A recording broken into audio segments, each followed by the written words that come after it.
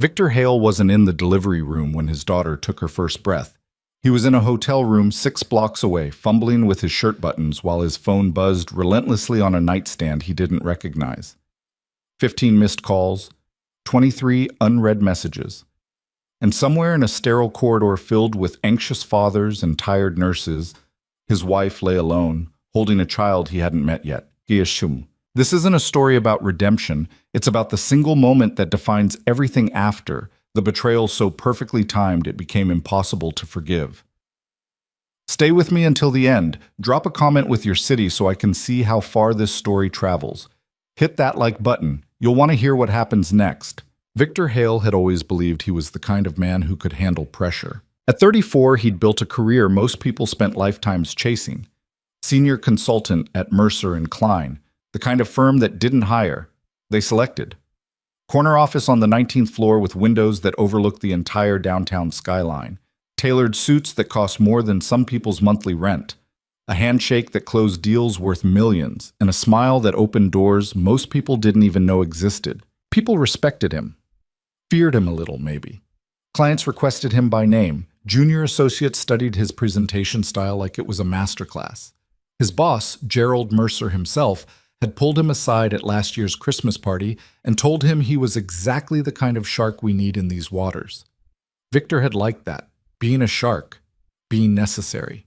And he'd learned to live with that weight, that constant expectation that Victor Hale had everything under control. His career, his reputation, his marriage to Lillian Hayes, the woman everyone said was too good for him, and maybe they were right, but she'd said yes anyway. But control, he was learning, was just another word for illusion. A house of cards built so carefully that you forget it's still just cards. One wrong breath and the whole thing comes down. He just didn't know the breath was coming today. It was a Thursday in late September when Lillian's water broke. Not the romantic movie version labor where everything happens in slow motion with violins playing in the background and the father catches the baby with a football metaphor ready. Nothing like that. Real life was messier, scarier, less orchestrated. She'd been standing in their kitchen, mid-sentence, telling him something about the nursery paint colors, some debate between whisper gray and morning dove that Victor honestly couldn't tell apart, when she stopped, just froze mid-gesture, her hand holding a paint swatch from the hardware store. "Vic," she said quietly. Too quietly. He'd been checking his phone, scrolling through emails he didn't need to read right then. But something in her voice made him look up immediately, made his stomach drop before his brain even processed why. He was already moving toward her when he saw it, the puddle forming at her feet on their pristine white tile floor, the kitchen floor they'd had installed last spring. The floor Lillian had been so excited about. Her face had gone pale, her breathing shallow, one hand still gripping the paint swatch, the other moving to her belly. That massive, beautiful belly that had been growing their daughter for the past 9 months. Okay, it's okay, he heard himself saying, though he wasn't sure if he was talking to her or himself. His mind was already racing through protocols he'd researched, videos he'd watched, conversations with other fathers who'd made it sound so simple, so manageable. Stay calm, time the contractions, grab the hospital bag, get her to St. Catherine's. You've practiced this. Lillian's face was pale, but she managed a small smile.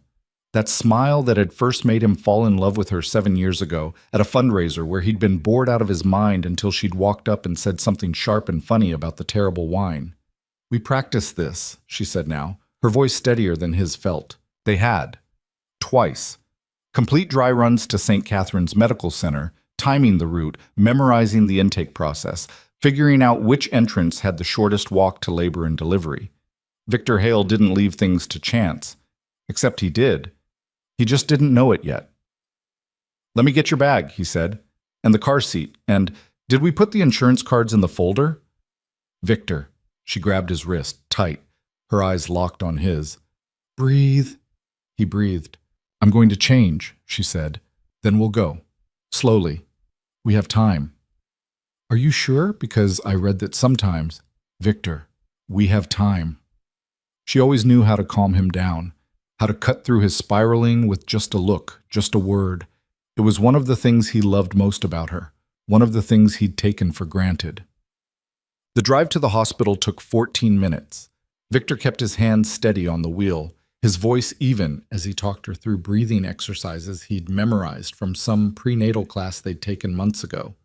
The instructor had been this enthusiastic woman named Brenda who kept saying things like breathe into the discomfort and partner with the pain. At the time, Victor had thought it was nonsense, new age garbage. But now, with Lillian gripping the door handle so hard her knuckles were white, he found himself repeating Brenda's words like they were scripture. In through your nose, count to 4. Out through your mouth, count to 6. Lillian followed along, her breathing shallow and quick. She was wearing the maternity dress she'd bought specifically for the hospital trip. Soft blue, comfortable, easy to move in. Her overnight bag was in the back seat. The infant car seat was installed and checked twice. Everything according to plan. You're doing great, he told her, and he meant it. She was always stronger than she looked, stronger than him in ways he'd never admit out loud. She didn't answer. Her eyes were closed, her jaw tight. Another contraction rolling through her body like a wave. He reached over, squeezed her knee. Almost there. 2 more minutes. St. Catherine's emergency entrance was exactly where they'd rehearsed. Victor pulled up to the curb, threw the hazards on, and was around to her side before she could reach for the door. A nurse with kind eyes and efficient hands appeared almost immediately with a wheelchair, already asking questions in that rapid-fire way medical professionals do. How far apart are the contractions? About 4 minutes, Victor said. How long have you been timing them? Since they started getting regular. About 40 minutes ago. First baby? Yes. You're doing just fine, sweetheart, the nurse said to Lillian, not him. Victor noticed that. The way the nurse's entire focus shifted to his wife, like he'd become invisible. Let's get you checked in and see where we're at. What's your name? Lillian. Lillian Hale. Beautiful name. I'm Sharon. I'm going to take good care of you. The next 2 hours blurred together in a way that felt both endless and too fast. Paperwork. ID verification. Wristbands. One for Lillian, one for the baby that didn't exist yet outside her body. Insurance cards that Victor pulled from the folder they'd prepared, feeling oddly proud that he'd remembered to bring it. A labor and delivery room on the 3rd floor that smelled like antiseptic trying to hide under lavender. Someone's failed attempt at making the space feel less clinical. The walls were painted a soft peach color. There was a window with blinds half drawn, letting in the late afternoon light. Monitors everywhere, beeping quietly like a mechanical heartbeat. Lillian changed into a hospital gown that made her look small and vulnerable in a way that made Victor's chest tighten. She'd always been petite, 5'3", barely 100 pounds before the pregnancy. But now, in this oversized gown, she looked like a child playing dress-up. The nurse, a different one now, younger, with bright red hair, helped her into the bed, started attaching monitors, checking vitals. How's your pain level, honey? 1 to 10? 6, Lillian said. Maybe 7. You want the epidural now or you want to wait? Now please. No hesitation. They'd discussed this already weeks ago. Lillian had no interest in being a hero, she'd said. No desire to prove anything by suffering through natural childbirth. If there was a way to make it hurt less, she was taking it. Victor had loved her even more for that practicality. The anesthesiologist arrived 20 minutes later. A tall man with graying hair and steady hands who explained the procedure in a calm, thorough way that Victor appreciated. He made Victor leave the room during the epidural placement. Hospital policy. Something about partners getting squeamish and passing out. Victor stood in the hallway, listening to the muffled sounds of other families in other rooms. A baby crying. Someone laughing. A television playing too loud. His phone buzzed in his pocket. He pulled it out. A text from his mother. Any news yet? So excited to meet my granddaughter. Call when you can. He typed back quickly. In labor now. We'll update soon. Another buzz. This time from Gerald. Heard today's the big day. Good luck, Dad. Take whatever time you need. Victor smiled at that. Gerald was a hard ass, but he had his moments. Thanks. Appreciate it. The door opened. The anesthesiologist stepped out, gave him a nod. All set. She should start feeling relief in about 10 minutes. Thank you. Victor went back in. Lillian was lying on her side, breathing slowly. The red-haired nurse was adjusting something on one of the monitors. Hey, he said softly. Lillian opened her eyes. Hey, how do you feel? Ask me in 10 minutes. He sat down in the chair next to her bed, the same chair he imagined that thousands of other fathers had sat in, waiting, hoping, praying probably, though Victor had never been much for that. The contractions were getting closer, harder. The monitors showed them as sharp peaks on a screen that looked like a lie detector test. But with the epidural kicking in, Lillian's face started to relax. The tension in her shoulders eased. "Better?" he asked. "So much better." She reached for his hand. He took it, felt the warmth of her palm against his. Her wedding ring pressed into his finger, the simple gold band they'd picked out together. Nothing flashy, just solid and real. "I'm here," he said. "I'm right here."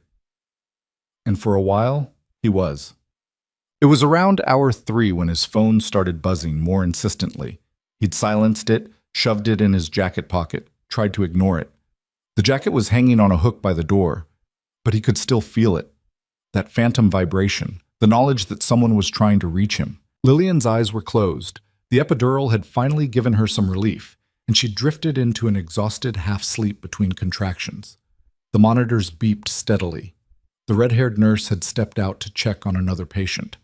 For just a moment, the room was quiet. Victor told himself to leave it alone, but his leg was already moving, carrying him to the jacket. His hand was already reaching into the pocket. 3 missed calls from a number he recognized immediately, a number he'd saved under N. Ashford, corporate, to make it look professional. Plausible, like something his wife might glance at and not question. Not now, he thought, not today, not fucking today. But his thumb was already opening the messages. "Where are you?" "Victor, I need to talk to you. Please, it's important. I know today is complicated, but this can't wait." Her name was Nicole Ashford, 31 years old, corporate strategy director at Hartman and Associates, one of Mercer and Klein's main competitors. Dark hair, sharp eyes, the kind of confident intelligence that had caught his attention at a conference in Chicago 8 months ago. They'd met at a hotel bar. Started with drinks that turned into dinner, dinner that turned into conversation that felt too easy, too natural, like they'd known each other for years instead of hours. And then a hotel room neither of them should have entered. It had been stupid, reckless. The kind of mistake Victor told himself he'd never make. He wasn't that guy. He didn't cheat on his pregnant wife. He had morals, standards, a reputation to maintain. Except he had cheated.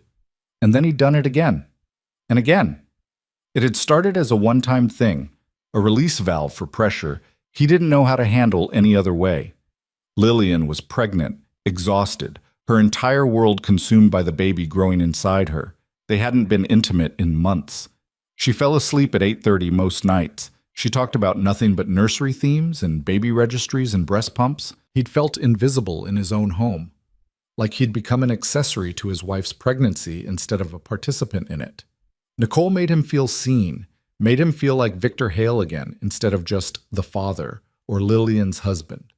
She listened when he talked about work, laughed at his jokes, looked at him like he was interesting, desirable, worth her time. It was a pathetic justification, and somewhere deep down, he knew it. But knowing something is wrong doesn't always stop you from doing it, doesn't stop you from telling yourself stories that make it okay, just for now, just this once, just until things get better at home. "Mr. Hale?" Victor looked up sharply, his heart hammering. The nurse was back, checking monitors, adjusting IV lines. She hadn't seen the phone, hadn't seen him reading messages from another woman while his wife labored 6 feet away. "Everything okay?" the nurse asked. "Yeah, fine." He shoved the phone back in his pocket, felt it burn there like evidence. "Just checking work stuff." The nurse gave him a look. The kind of look that said, "Really? Right now?" But she didn't say anything. Just made some notes on her chart and left again. Victor moved back to Lillian's bedside. She was still sleeping, her breathing slow and steady. Her face looked peaceful for the first time in hours. He sat down, took her hand again. It felt cold. Guilt crawled up his throat like acid. Delete the messages, he told himself. Block her number. End this right now. But he didn't. By hour 5, Lillian's labor had stalled. The doctor came in, a woman in her 50s named Dr. Patel, with short gray hair and the kind of calm authority that probably came from delivering thousands of babies. She checked Lillian's progress, reviewed the monitors, made thoughtful humming sounds that told Victor exactly nothing. "How are we doing, Lillian?" Dr. Patel asked. "Tired," Lillian admitted. She'd woken up about 20 minutes ago, more alert now, but clearly exhausted. "I bet. You're at about 7 centimeters. We need to get to 10 before you can push." "How much longer?" Dr. Patel gave her an honest smile. "Could be another few hours, maybe longer. Every baby's different. These things don't run on schedules." "Hours?" Lillian's voice cracked slightly. "I know it's frustrating, but you're doing great. The baby's doing great. Sometimes we just have to be patient." Victor nodded like he understood, like he was absorbing this information and processing it rationally.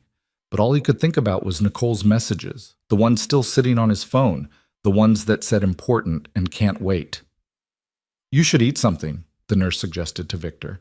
"There's a cafeteria on the second floor. Could be a long night. You'll need your energy." He didn't want to leave, or maybe he did. He couldn't tell anymore. The room felt too small, the air too thick, and his phone was still buzzing, had been buzzing on and off for the past hour. "I'll be quick," he told Lillian. She didn't open her eyes. "Okay. You want anything? Water? Ice chips?" "No, I'm fine." He kissed her forehead. It was damp, slightly feverish. The hospital gown had slipped off one shoulder. He adjusted it carefully, gently, trying to pour all his guilt into that one small act of care. "I love you," he said. "Love you too," she murmured, already drifting again. He left. The hospital cafeteria was nearly empty at 6:47 p.m. Just a janitor mopping floors in the corner and a couple of residents hunched over coffee that probably tasted like cardboard, their scrubs wrinkled and their eyes half closed. Victor got a sandwich he didn't want from a vending machine, turkey and cheese on white bread that looked like it had been made 3 days ago, and sat at a table near the windows overlooking the parking lot. His phone was in his hand before he could stop himself. 6 new messages, all from Nicole. "Victor, this can't wait. I know today is complicated, but I really need to see you. I'm at the Meridian, room 412. Please, I wouldn't ask if it wasn't important. I'm not trying to make this harder. I just need 30 minutes, that's all. Please, Victor."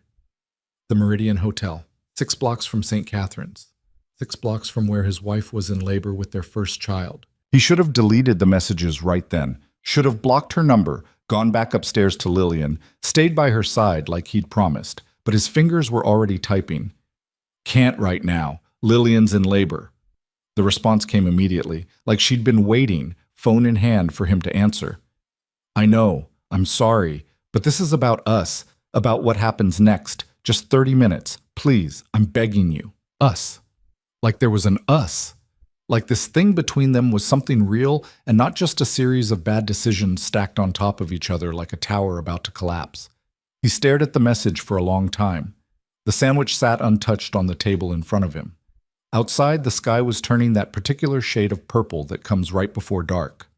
Streetlights were starting to flicker on in the parking lot. He thought about Lillian upstairs, about the baby that would be born tonight or tomorrow morning, or whenever labor decided to finish what it had started. About the nursery waiting at home with its carefully chosen paint colors and the crib they'd assembled together on a Sunday afternoon, laughing when they couldn't figure out which screw went where. He thought about the promises he'd made at their wedding 7 years ago, when Lillian told him she was pregnant, every day since. And then he thought about Nicole, about the way she looked at him, about the secret part of his life that made him feel alive in a way he couldn't explain. "Just 30 minutes, he whispered to no one. He stood up, left the sandwich on the table, walked toward the elevator, and made the choice that would define everything that came after. Victor told himself he was just going to talk to her, set boundaries, end things properly, face to face, the way an adult should. That's what he told himself in the elevator down to the lobby. What he told himself walking out the hospital's main entrance into the cool September evening. What he told himself during the 6-block walk to the Meridian, past boutique shops and coffee places, and people living their normal lives, unaware that his was falling apart. The Meridian Hotel was all polished marble and low lighting, the kind of place that catered to business travelers with expense accounts and people who didn't want to be recognized. Victor had been here before, 3 times. Always with Nicole, always in rooms that looked exactly like each other, Anonymous, comfortable, forgettable. He took the elevator to the fourth floor, his heart pounding in a way that had nothing to do with exertion. The hallway was empty. Quiet. Thick carpet that absorbed the sound of his footsteps. Room 412. He stood outside the door for what felt like an hour but was probably only seconds.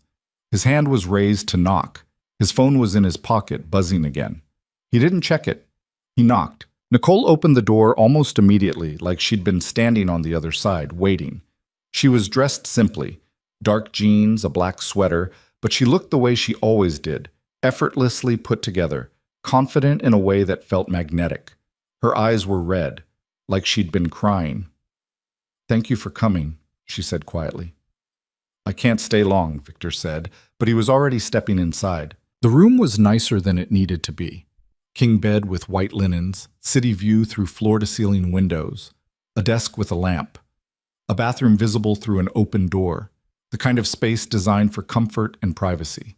Nicole closed the door behind him, and suddenly the air felt thinner. The room felt smaller. "I know this is terrible timing," she started, her voice shaking slightly. "I know you're dealing with—" "Then why?" Victor interrupted. "Why today, Nicole? Why right now?" She looked at him, and for the first time since he'd known her, she looked uncertain, vulnerable in a way he'd never seen. "Because I'm pregnant." The words hit him like a physical blow. For a moment he couldn't breathe, couldn't think, couldn't process what she'd just said. The room tilted. The floor felt unstable. "What?" "I'm pregnant, Victor. 8 weeks." He took a step back, his mind racing. "That's not— We were careful. We used—" "I know." Her voice was steady now, but her hands were shaking. She wrapped her arms around herself like she was cold. "But it happened, and I needed you to know. I needed to tell you before I made any decisions." Decisions. The word hung in the air between them like smoke. "Nicole, He couldn't finish. Couldn't find words that made sense. His mind was spiraling, fragmenting into 1,000 pieces. Lillian was 6 blocks away, in pain, about to give birth to their daughter. And here he was, standing in a hotel room, learning that his mistress, that word made him feel physically sick, was pregnant with his child. His second child. A child that couldn't exist. That couldn't be real. "I'm not asking you to leave her," Nicole said quickly, reading his face. "I know you won't. I'm not delusional. I needed you to know. I needed you here. I needed to see your face when I told you because I can't make this decision alone and I—" Her voice cracked. Actual tears now, running down her face. "I don't know what to do, Victor. I don't know what to do." And maybe it was the shock. Maybe it was the weight of everything collapsing at once. Maybe it was just cowardice, the inability to face what he'd done and what it meant.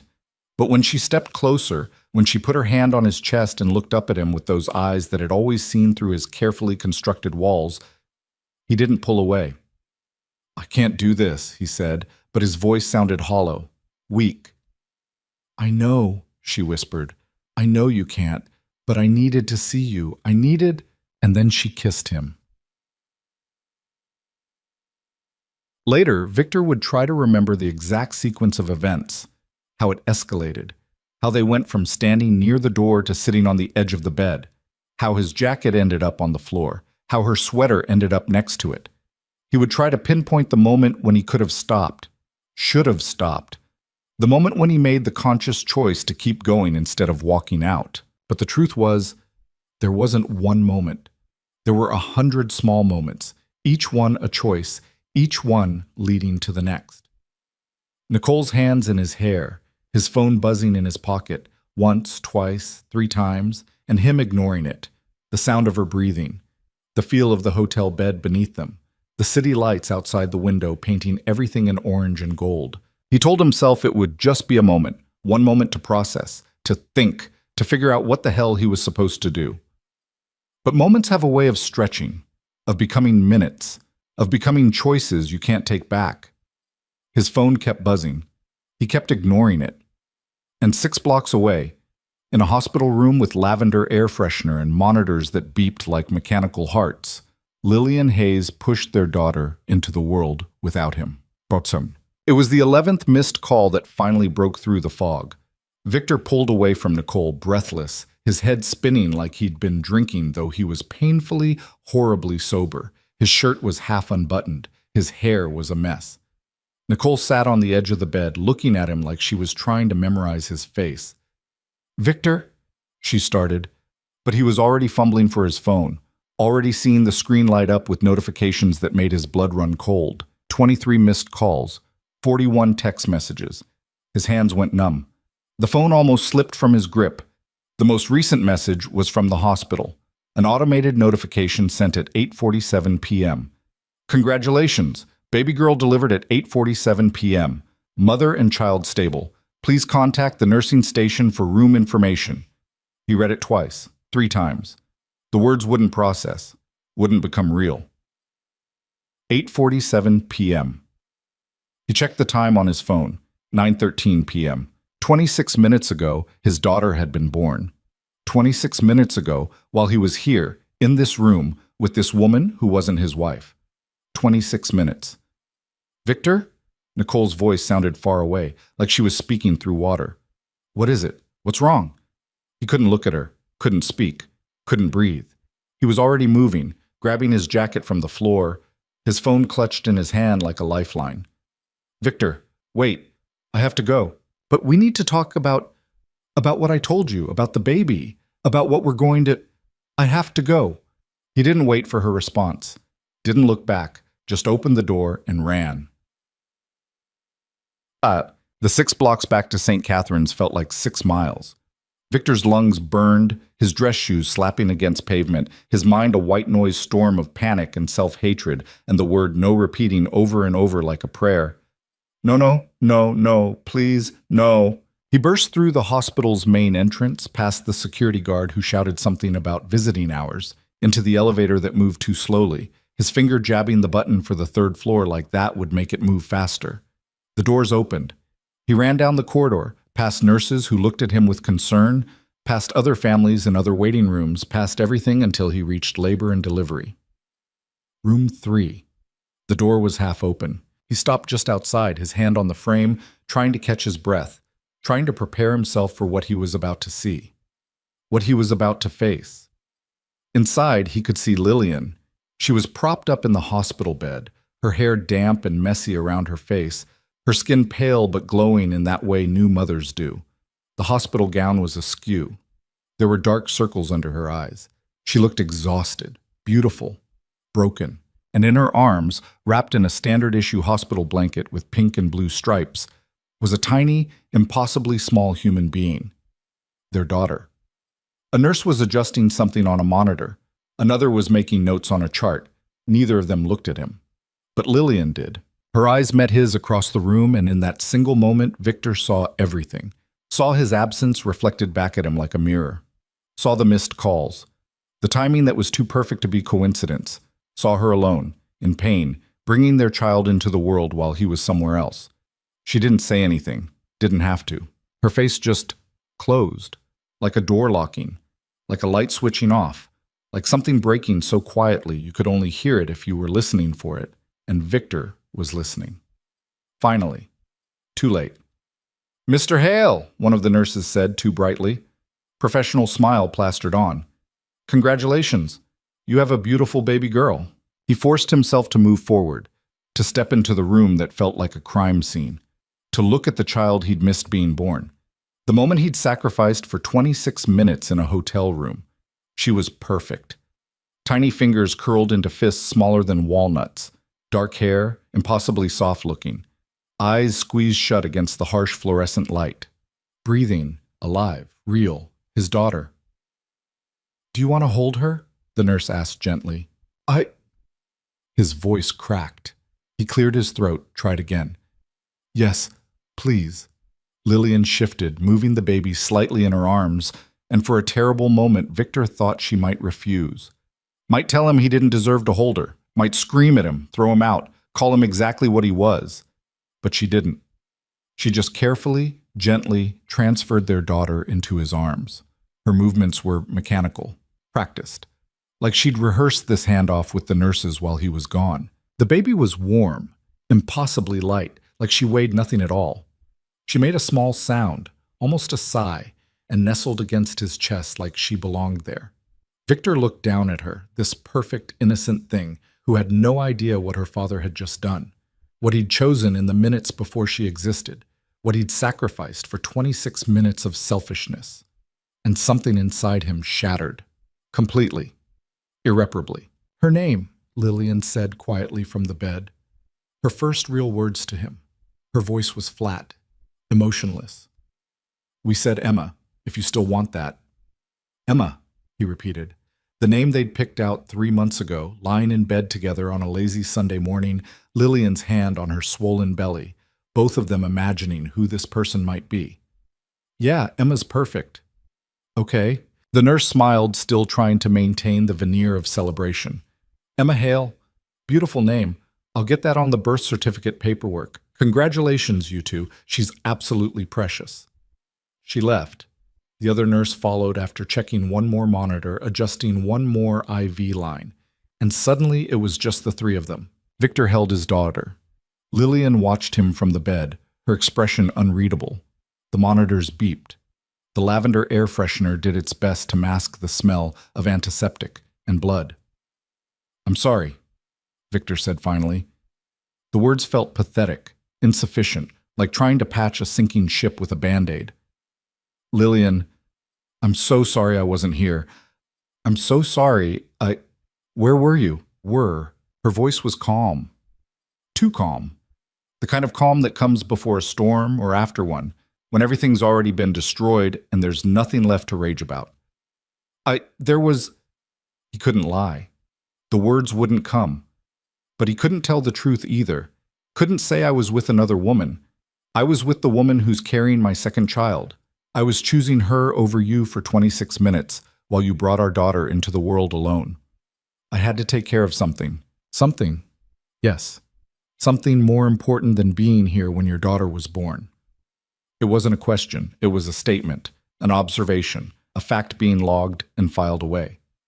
No, nothing is more important than this. I lost track of time. I didn't realize how fast it would happen. I thought I had more. You didn't check your phone. I did. 23 calls, Victor. Her voice was still quiet, still controlled. The calm before the storm that would never come, because she was too smart for storms, too self-possessed for scenes. I counted while the nurses were cleaning her up. 23 times I needed you, and you didn't answer. Emma shifted in his arms, making small movements like she was trying to find a comfortable position. He looked down at her, unable to meet Lillian's eyes. "I'm sorry," he said again. So sorry." "Yeah," Lillian said, her voice softer now, sad in a way that cut deeper than anger ever could. "Me too." The words hung there, "me too," like she was apologizing for something, like this was somehow her fault, like she'd failed by needing him. Victor wanted to say something, wanted to explain, to fix this, to rewind time and make different choices. But there were no words, no explanations that would matter, no fixes for this particular break. The nurses came back eventually, took Emma for tests, measurements, all the standard procedures for newborns. Weigh her, measure her, check her reflexes, make sure all her fingers and toes were accounted for.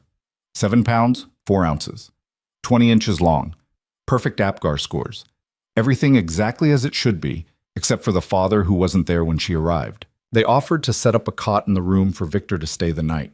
Standard procedure for new fathers, a chance to bond, to help, to be present for those first fragile hours. Lillian said she was tired, needed rest. Maybe it would be better if Victor went home, got some actual sleep in a real bed, came back in the morning. Her voice was pleasant, reasonable. The voice she used with strangers, with waiters, with customer service representatives on the phone, not the voice she used with her husband. The nurse looked between them, sensing something off, but too professional to comment. "Whatever you folks prefer," she said carefully. "Visiting hours technically ended at 9, but we make exceptions for dads. It's up to you." "I'll come back in the morning," Victor heard himself say. "Let you rest." "Okay," Lillian said. She was already turning away, adjusting the blanket, closing her eyes. He left, walked back through the corridors that had felt so urgent an hour ago. Back into the elevator, Back through the lobby, where a different security guard sat at the desk, reading something on his phone. Back to his car in the parking garage. He sat in the driver's seat for 20 minutes before he could make himself start the engine. His phone buzzed. A text from Nicole. "We need to talk about what happens next. Call me when you can." He stared at it until his vision blurred. Then he drove home. To their home. The house they'd bought 2 years ago. The nursery with the paint colors Lillian had agonized over. The crib they'd assembled together, laughing when the instructions didn't make sense. The changing table, the rocking chair, the shelves filled with books for a child who couldn't read yet. Everything ready for a family that had just broken apart. Victor sat in the nursery until dawn, watching the sky change colors through the window. Pink, then orange, then that clear blue that promises a beautiful day. Emma's empty crib waited, and Victor finally understood what he'd lost. Not in the affair itself, not even in the betrayal, though that was unforgivable enough, but in the timing, in those 26 minutes. In the choice he'd made at the exact moment he should have been making a different one. 26 minutes when he should have been there, holding Lillian's hand, witnessing the miracle of his daughter's first breath. 26 minutes he'd spent in a hotel room with a woman who wasn't his wife. 26 minutes he could never get back, never explain, never justify. The beginning of the end had a timestamp. 8:47 p.m., September 26th. The moment everything collapsed. And Victor Hale, the man who'd spent his whole life building control and maintaining the illusion that he had everything figured out, finally learned what it meant to lose it all. Some absences can't be explained away. Some moments define everything that comes after. Some betrayals don't just break trust.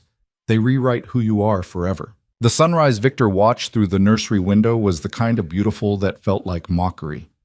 Clear sky, golden light, birds doing their morning routine like the world hadn't just ended. He'd been sitting in the rocking chair for 6 hours, still wearing yesterday's clothes, still smelling like hotel soap he hadn't noticed until now. His phone sat on the floor beside him, face down, vibrating occasionally with messages he couldn't bring himself to read. The house was too quiet. He'd never noticed before how much sound Lillian made just by existing, the way she hummed while making coffee, the soft pat of her feet on the hardwood floors, the running water when she washed her face at night. Without her, the place felt like a museum. Beautiful. Empty.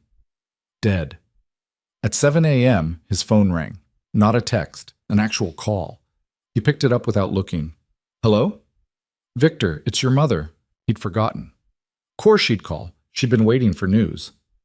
"Hey, Mom. Well, don't keep me in suspense. Did she have the baby? Is it a girl? Are they okay?" Victor's throat closed. He couldn't speak. "Victor? Are you there?" "Yeah, I'm here." "And?" "It's a girl, Emma. 7 pounds, 4 ounces. Everyone's healthy." The scream of joy that came through the phone was so loud he had to pull it away from his ear. His mother was crying, laughing, talking so fast he couldn't understand half of it. Something about grandbabies and blessings and when could she visit. "Mom, I'm coming today, this afternoon. I'll bring that blanket I made, and oh, I should stop and get—" "Mom, wait!" "What is it, honey? You sound strange. Just give us a day or two, okay? Lillian needs rest. The hospital's pretty strict about visitors." That was a lie. The hospital had said immediate family was fine anytime. His mother paused. "Is everything all right?" "Yeah, everything's fine, just tired." "Of course you are. New father. I remember when you were born, your father didn't sleep for 3 days straight." She laughed. "Okay, I'll give you two some space, but send me pictures, lots of pictures." "I will. I love you, sweetheart. Congratulations." "Thanks, Mom." He hung up before she could say anything else. Pictures. She wanted pictures of the baby he'd held for maybe 5 minutes total, the daughter whose birth he'd missed because he was too busy destroying his marriage. His phone buzzed again. This time he looked. "Nicole, please call me.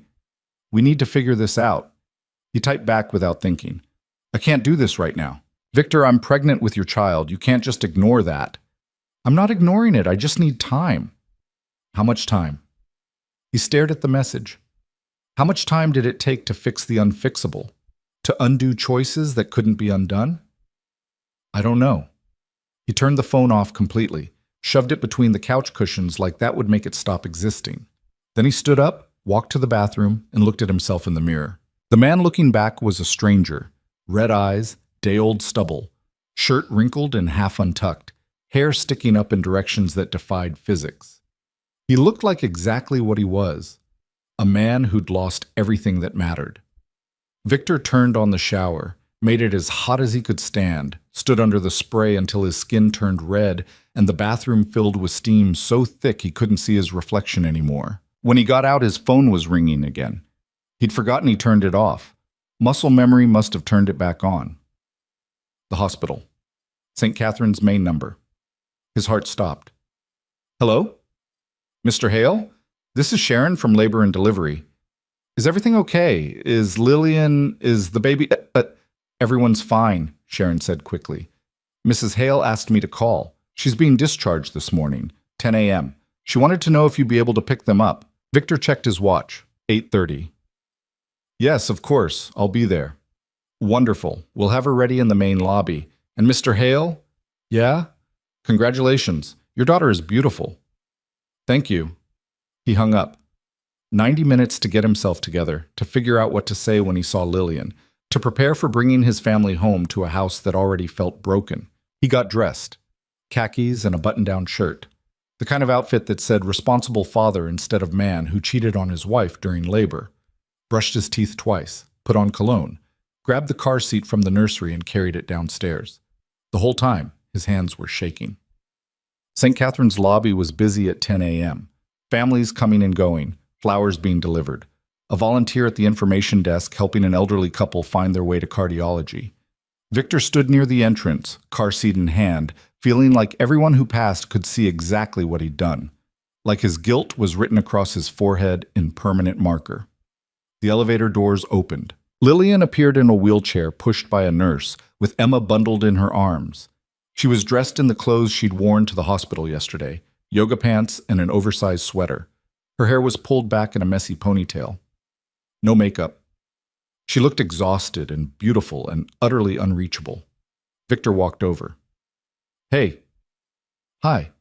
Her voice was flat, polite.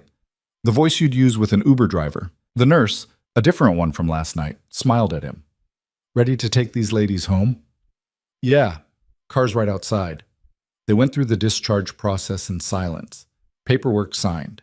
Instructions given about feeding schedules and warning signs to watch for. A pamphlet about postpartum care that the nurse pressed into Lillian's hand with a knowing look that suggested she'd seen her share of struggling new mothers. Victor carried the car seat. Lillian carried Emma. They didn't touch. The walk to the parking garage felt like a funeral procession. Getting Emma into the car seat took longer than it should have. She was so small, and the strap seemed designed by someone who'd never actually held a baby. Victor's hands fumbled with the buckles, while Lillian watched with an expression that might have been amusement or contempt or nothing at all. You have to thread it through the back, she said finally. I know. You're doing it wrong. I've got it. Victor, just... She reached over, her hands brushing his as she adjusted the straps. Like this. Their eyes met for half a second. Victor saw something flicker there, some ghost of the woman who used to look at him with love. And then it was gone. Emma was secured. Lillian climbed into the back seat beside her, not the front passenger seat where she normally sat. The message was clear. Victor started the car. They drove home in silence. The house felt different with all three of them in it, too small and too big at the same time. Victor carried the hospital bags upstairs while Lillian took Emma into the nursery, the room he'd spent the night in, though he didn't mention that. He could hear her through the door talking to Emma in that soft voice mothers use. Nonsense words, gentle sounds, a lullaby he didn't recognize. He stood in the hallway, listening, feeling like an intruder in his own home. His phone buzzed. He'd made the mistake of turning it back on during the drive. Gerald.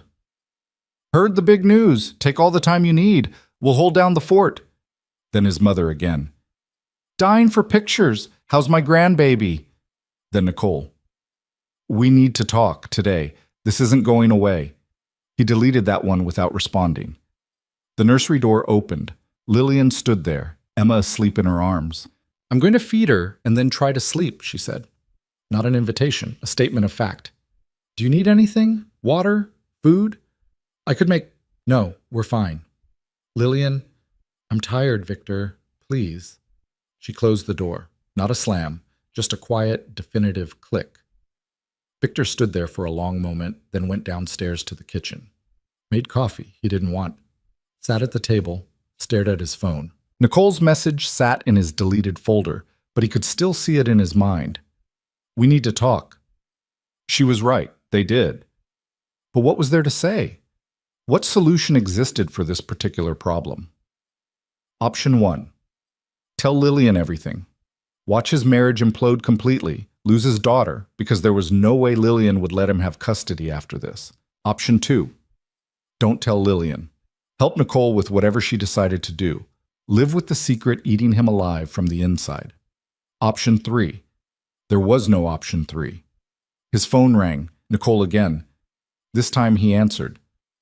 What? His voice came out harsher than he intended. Don't what me, like I'm bothering you. We need to talk.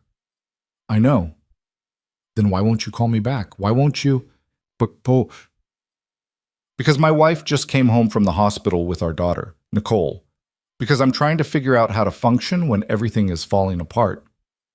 Silence on the other end. Then quieter. I know this is hard. Hard? This is... He stopped, took a breath. What do you want me to say? I want you to tell me what we're doing. I want you to help me figure out what happens next. What do you want to happen? Another silence. Longer this time. I don't know, she admitted. I thought I did. I thought I'd made up my mind, but then I saw you yesterday, and her voice cracked. I don't know, Victor. I need you to help me figure this out. I can't think about this right now. When can you think about it? Because every day I wait is a day closer to when I can't make any choices at all. She was right. He knew she was right, but he couldn't. Tomorrow, he said. Meet me tomorrow. We'll talk. Figure something out. Where? Same place. 2 p.m. He hung up before she could respond. Then he sat at the kitchen table with his head in his hands and wondered when exactly his life had become a disaster movie where he was both the victim and the villain. Lillian came downstairs an hour later. Emma was still asleep upstairs in the bassinet they'd set up next to their bed. The bed they'd shared for 7 years. The bed Victor had a feeling he wouldn't be sleeping in tonight. She moved around the kitchen like he wasn't there, got water from the fridge, found crackers in the pantry, ate standing up, staring out the window at their backyard where nothing interesting was happening. Lillian, Victor said. She didn't turn around. What? Can we talk? About what? About... He gestured vaguely at the space between them. About everything. There's nothing to talk about. There's obviously something to talk about. You're acting like I don't exist. She turned then, looked at him directly for the first time since the hospital. What do you want me to say, Victor? What conversation do you think we need to have? I want you to yell at me, or ask me where I was, or something. Anything other than this. You want me to yell? I want you to react. Why? So you can apologize and I can forgive you and we can pretend everything's fine? She shook her head. I'm too tired for that performance. I'm trying to make this right. You can't make it right. You weren't there. Our daughter was born and you weren't there. That's a fact. It happened. No amount of apologizing changes it. I know. Do you? She stepped closer. Her voice was still quiet, still controlled, but there was steel underneath now. Do you understand what it was like? Being alone in that room, pushing our baby into the world while nurses kept asking where you were, while I kept telling them you'd be back any second, you probably just stepped out for coffee. You wouldn't miss this. Lillian, and then she came. And she was perfect. And the nurse put her on my chest and asked if I wanted to wait for you before they cleaned her up. And I said yes. I said yes because I thought you'd want to see her first. I thought that mattered to you. Victor's throat was so tight he could barely breathe. But you didn't come. They had to take her anyway. Had to do all the checks and measurements. And I was lying there, bleeding, hurting, watching them weigh our daughter. And the only thing I could think was, where is he? Where's my husband? I'm sorry. 23 calls, Victor. I know. Where were you? The question hung in the air between them like a grenade with the pin pulled. He could tell her, right now. Just say it. I was with another woman. I was with the woman I've been sleeping with for 8 months. The woman who's pregnant with my child. But the words wouldn't come. Cowardice wrapped itself around his tongue like chains. I had to take care of something, he said instead. The same pathetic excuse from last night. Lillian looked at him for a long moment. Then she nodded. Okay? Okay. Yeah, okay. You had to take care of something more important than watching your daughter being born. That's not what I'm going back to bed. She turned toward the stairs. Emma will probably wake up in an hour. I'd appreciate it if you could change her when she does. There are diapers in the nursery, instructions on YouTube if you don't know how. Lillian, please. She stopped at the base of the stairs. Didn't turn around. My mother's flying in tomorrow, she said. She'll stay in the guest room, help with the baby. I can help with the baby. I know you can, but I want my mother here. It wasn't about needing help. It was about having someone in the house who wasn't him, someone she could trust. Okay, Victor said quietly. Lillian went upstairs. A minute later, he heard the bedroom door close. Not a slam, just another quiet, definitive click. 18. Emma woke up 45 minutes later, her cries coming through the baby monitor on the kitchen counter. Victor went upstairs, expecting to find Lillian already handling it, but the bedroom door was still closed. The nursery was warm, sunlight streaming through the window they'd deliberately positioned to get good morning light. Emma was in her bassinet, face red, fists waving, making sounds that seemed impossibly loud for someone so small. Victor picked her up carefully, supporting her head the way they'd learned in the classes they'd taken. She was warm and squirmy and absolutely furious about something. Hey there, he said softly. It's okay. Daddy's got you. The word felt foreign. Daddy. He was somebody's father now. This tiny, angry person's whole world depended on him not screwing up. He checked her diaper, soaked through. Right. The changing table was already set up with everything he needed. Diapers, wipes, that cream stuff for rashes. He'd watched Lillian do this at the hospital, had practiced on a doll in one of their classes. How hard could it be? Very hard, it turned out.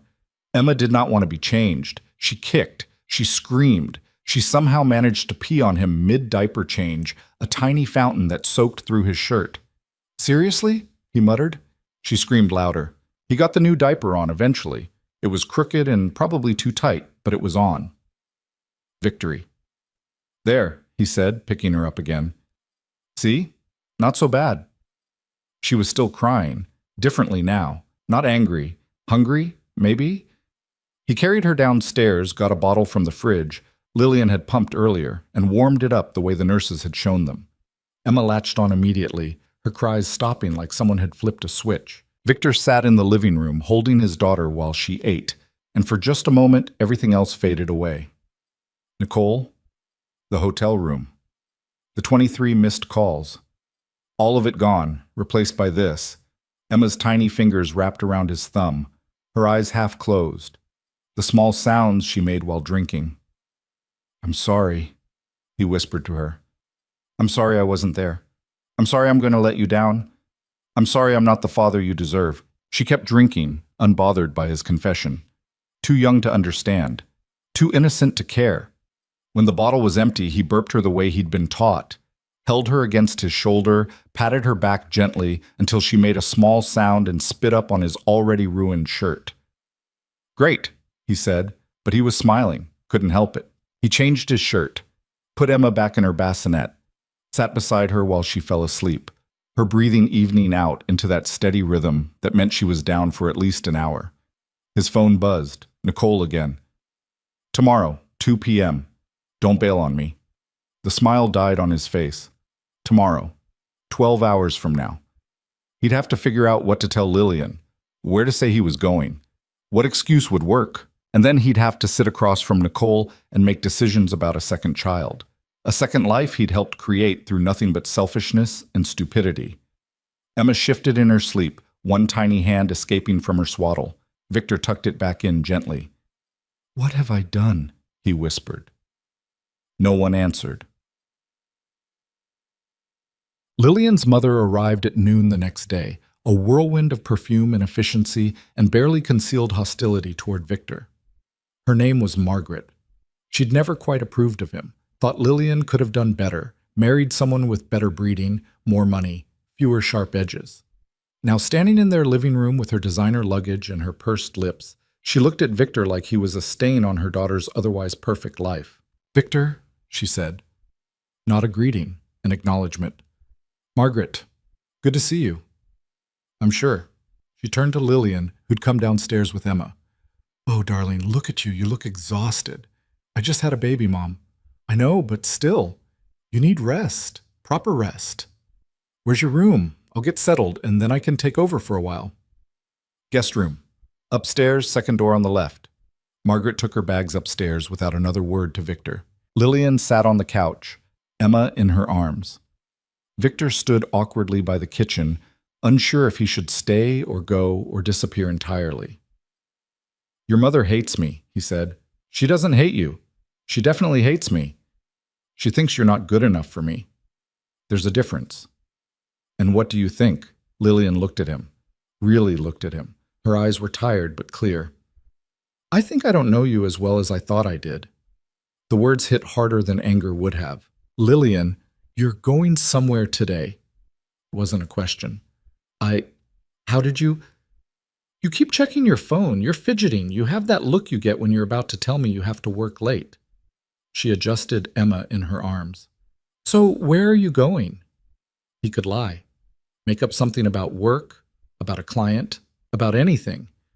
But the lies were piling up so high he could barely see over them anymore.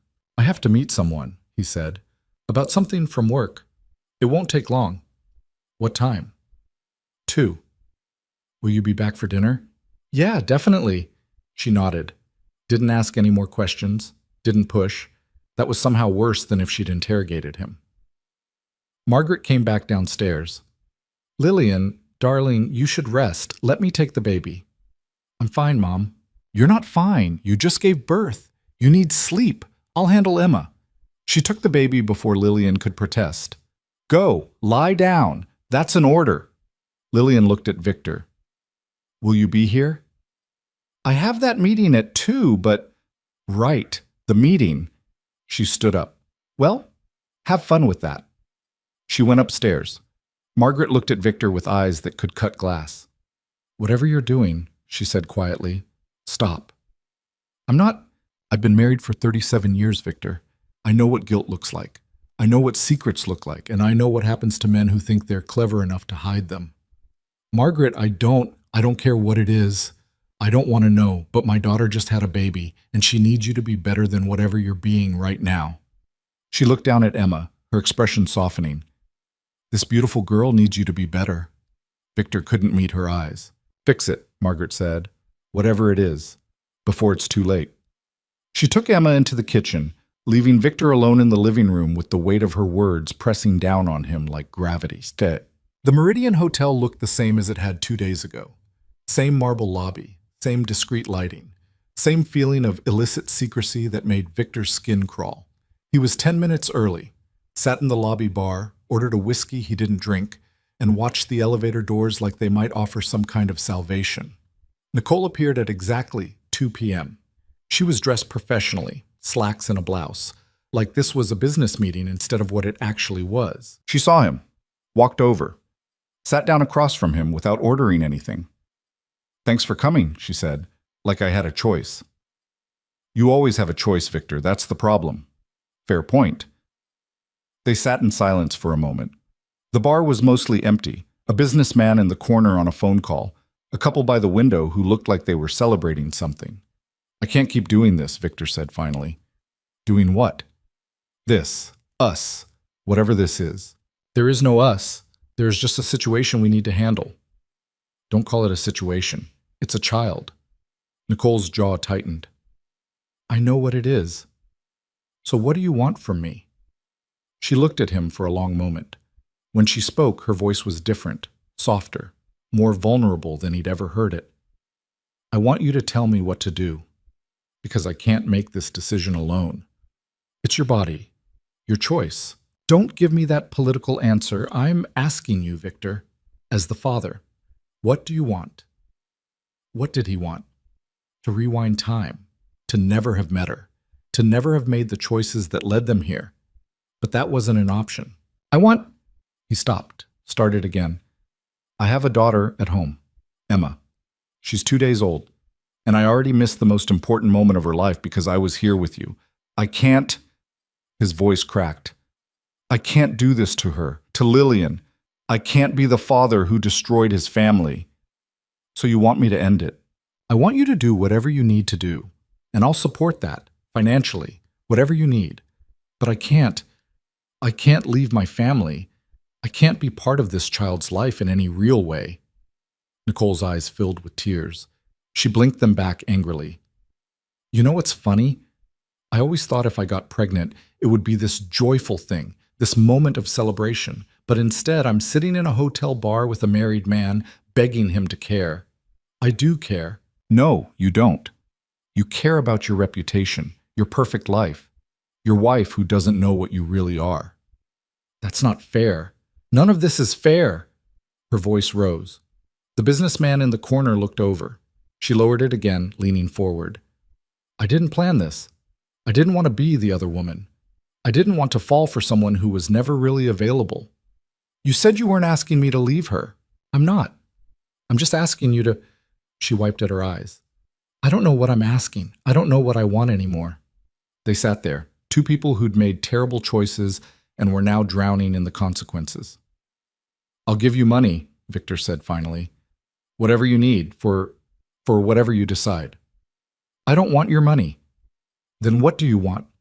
She looked at him with eyes full of something that might have been love or hate or both. I want you to choose me, she whispered. Just once. I want you to choose me over her. But they both knew he couldn't. I'm sorry, he said. Nicole stood up. Yeah, me too. She walked away without looking back, left him sitting alone at a bar with an untouched whiskey and a phone full of lies he'd have to tell when he got home. He stayed for another hour, ordered another whiskey. This time he drank it. When he finally left, his phone buzzed.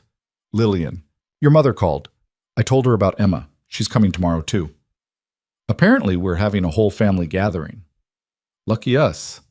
Victor stared at the message, his stomach turning to lead.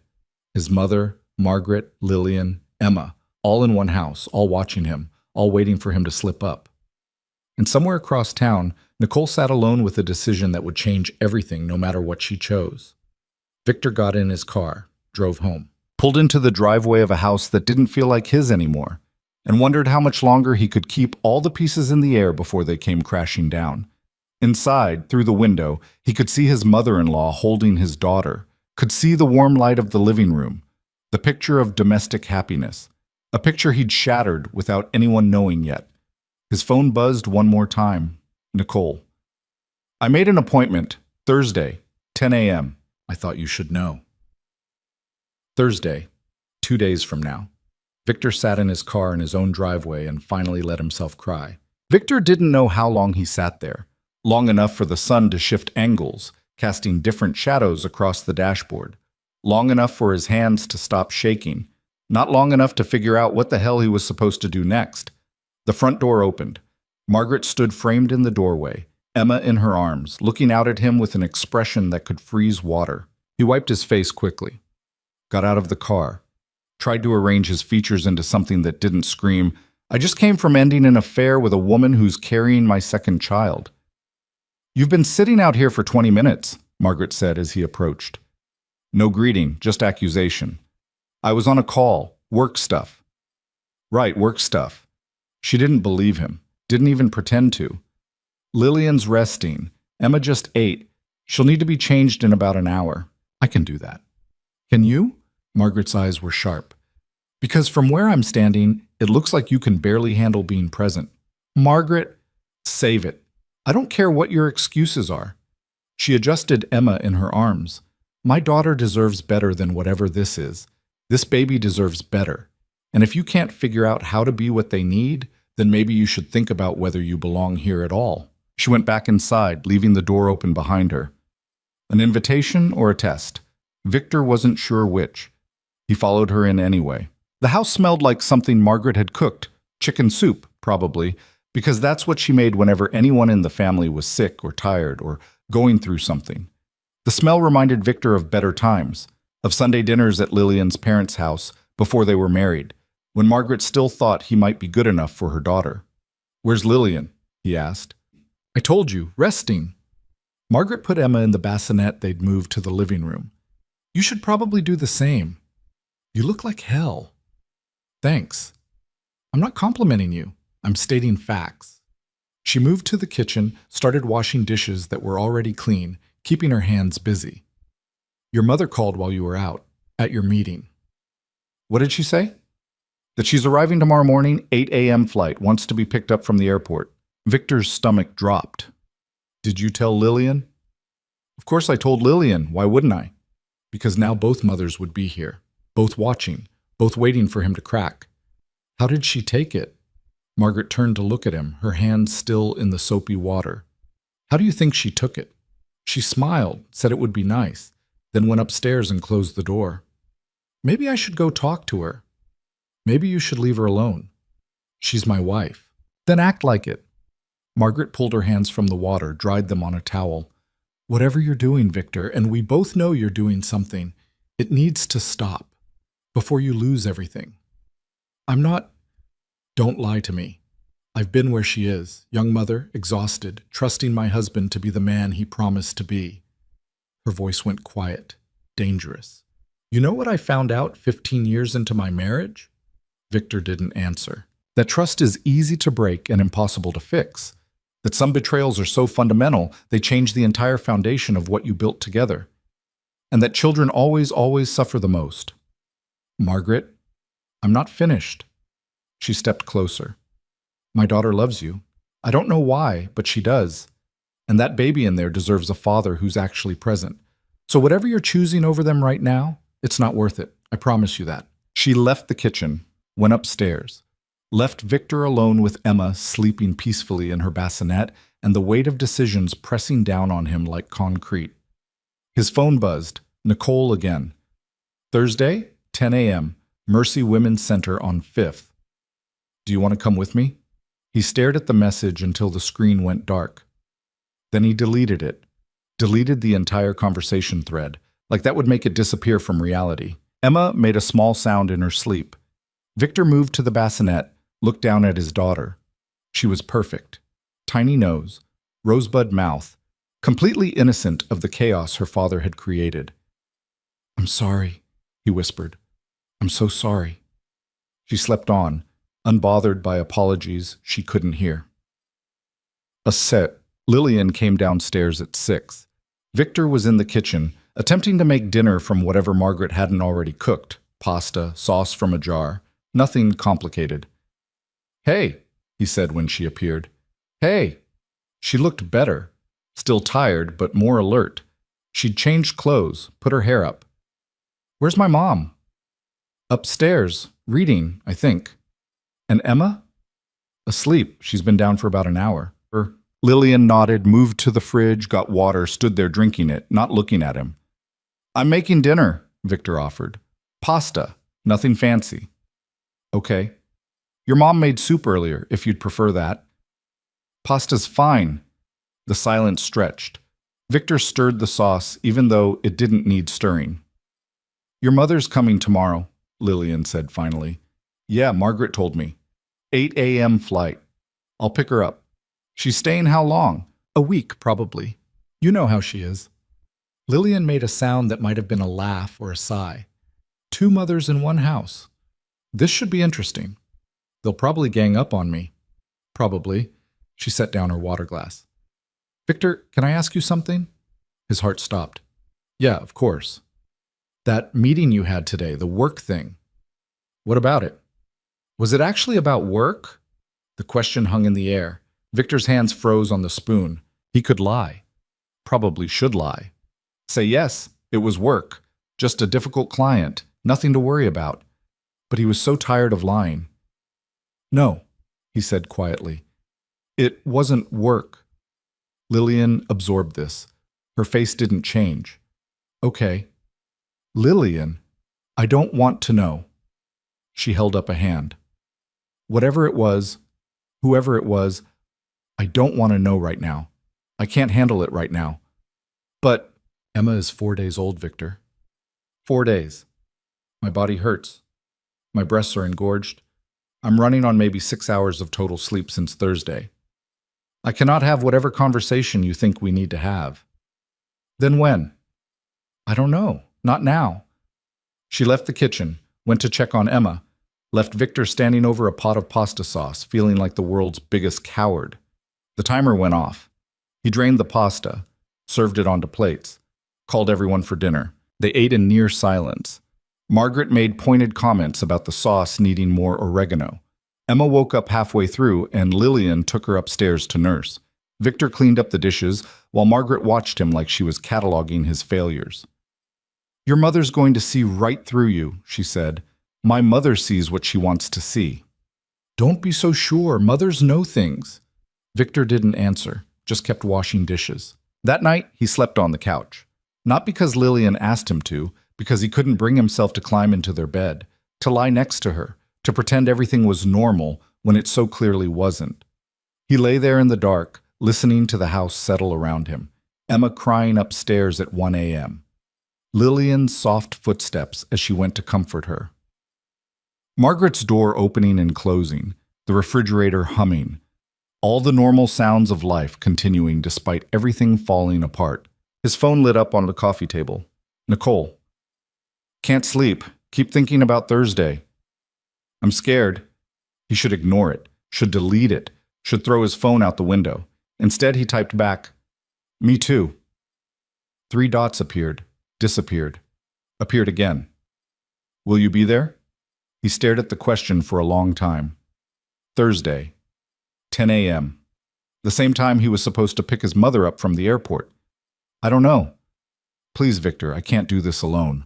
I said, I don't know. He turned the phone off, shoved it under a couch cushion, pulled a blanket over his head and tried to sleep. He didn't. His mother arrived at 8:15 a.m., her flight having landed early.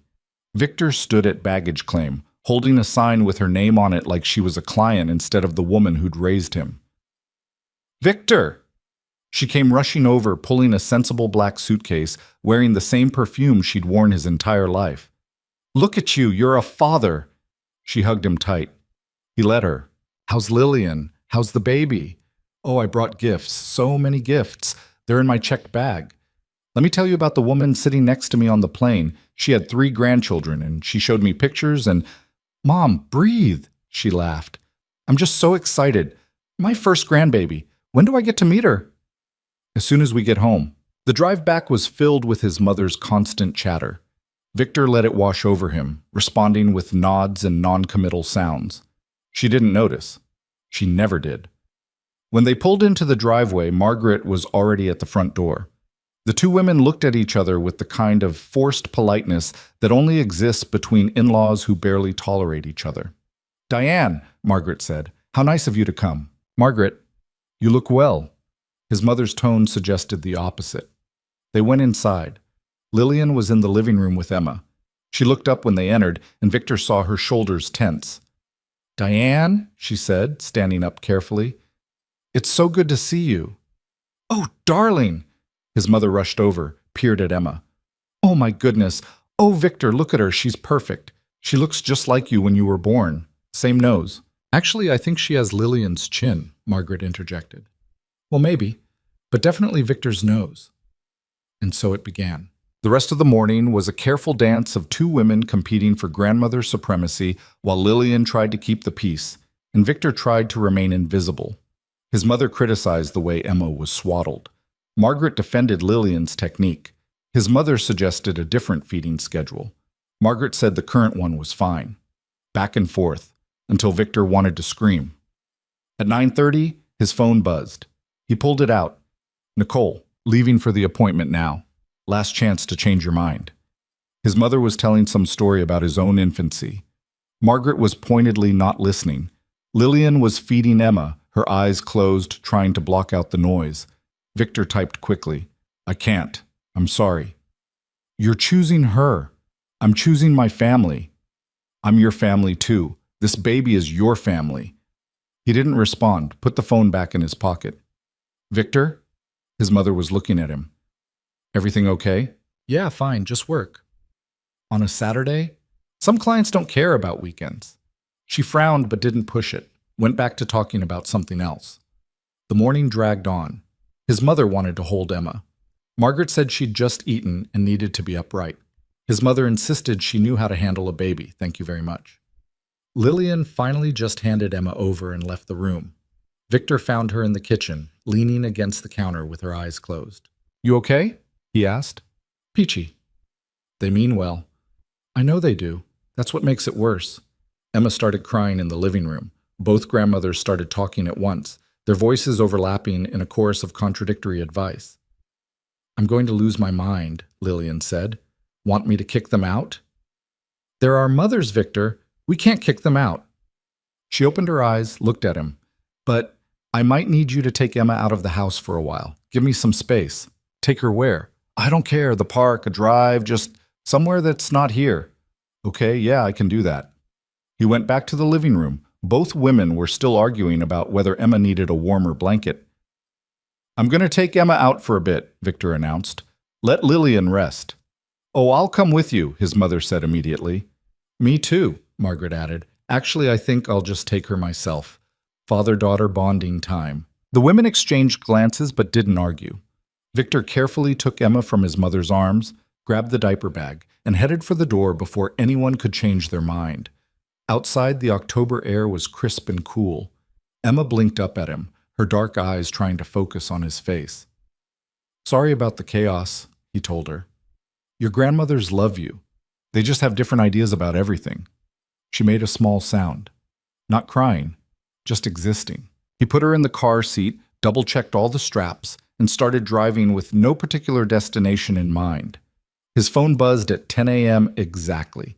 He knew without looking what it was, who it was. He pulled into a parking lot, a strip mall with a coffee shop and a dry cleaner and an insurance office. Took out his phone. Nicole. I'm here. Waiting room is full of other scared women.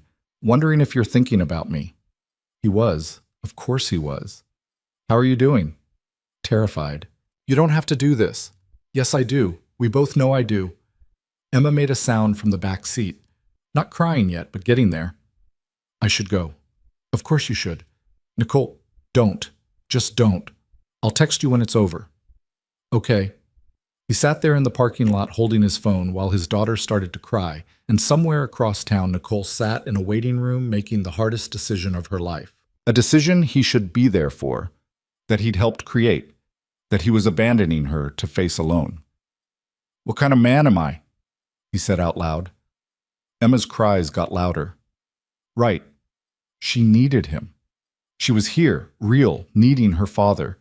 He got out, opened the back door, unbuckled her from the car seat, held her against his chest, swaying gently the way he'd seen Lillian do. Shh. It's okay. Daddy's here. The words felt like lies. He walked around the parking lot with her until she calmed down. Then he sat on a bench outside the coffee shop, Emma in his arms, and waited. At 11 a.m., his phone buzzed. It's done. Just those 2 words. Victor stared at them until they blurred. Are you okay? No. Do you need anything? I needed you there, but that ship has sailed. Nicole, I'm sorry. Stop apologizing. Stop texting me. Stop pretending you care. I do care. Not enough. She didn't text again. Victor sat on that bench for another hour, holding Emma, trying to process what had just happened, what he'd just let happen. The life that had ended before it began because he was too much of a coward to face what he'd done. Emma fell asleep against his chest, trusting him completely despite him being completely unworthy of that trust. When he finally drove home, both mothers were waiting. They descended on him immediately, wanting to know where he'd been, why he'd been gone so long. Was Emma okay? Did he feed her? Did he change her? Why wasn't he answering his phone? I needed some air, he said.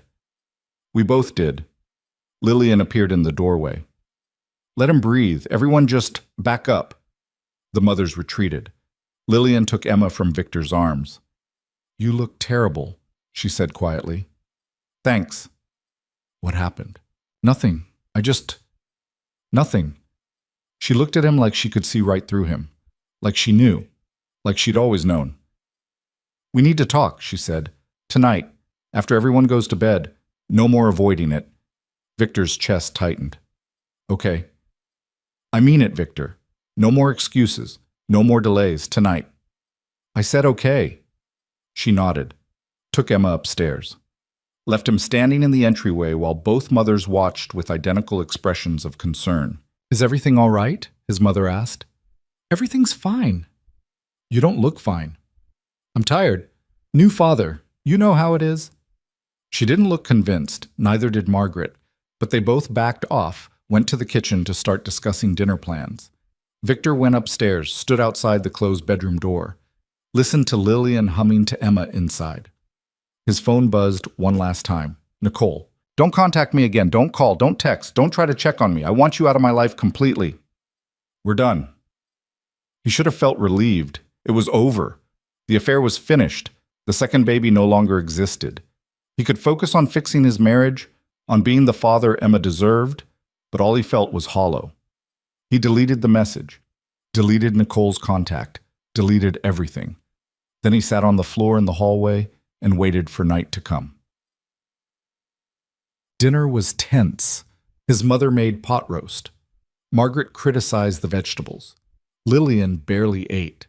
Emma slept through the entire meal in her bassinet. At 8 p.m., Margaret announced she was going to bed early. At 8:30, Victor's mother followed suit, making comments about how exhausting travel was. Finally, it was just Victor and Lillian in the living room, Emma between them, asleep. Okay, Lillian said. Talk. What do you want me to say? The truth. Whatever it is.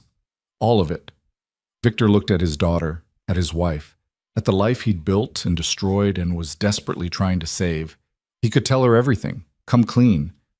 Hope she'd forgive him somehow, or he could tell her part of it. The affair but not the pregnancy. The betrayal but not its full extent. Or he could lie. Make up something believable. Protect her from the worst of it. I've been seeing someone, he said. The words came out flat. Clinical. Like he was reporting facts about someone else's life. A woman named Nicole. We met at a conference. It's been going on for 8 months. Lillian's face went perfectly still, like someone had hit pause on her. 8 months, she repeated. Yes. Our entire pregnancy. Yes. And the night Emma was born, I was with her. Yes. The silence that followed was deafening. Emma slept on, unbothered. Somewhere upstairs, a floorboard creaked. His mother or Margaret moving around, the house settling. Is it still going on? Lillian asked. Her voice was eerily calm. No, it's over, completely over. Since when? Today. Today. She laughed. No humor in it, just a sharp, bitter sound. How convenient. The same day you decide to tell me about it. Lillian, do you love her?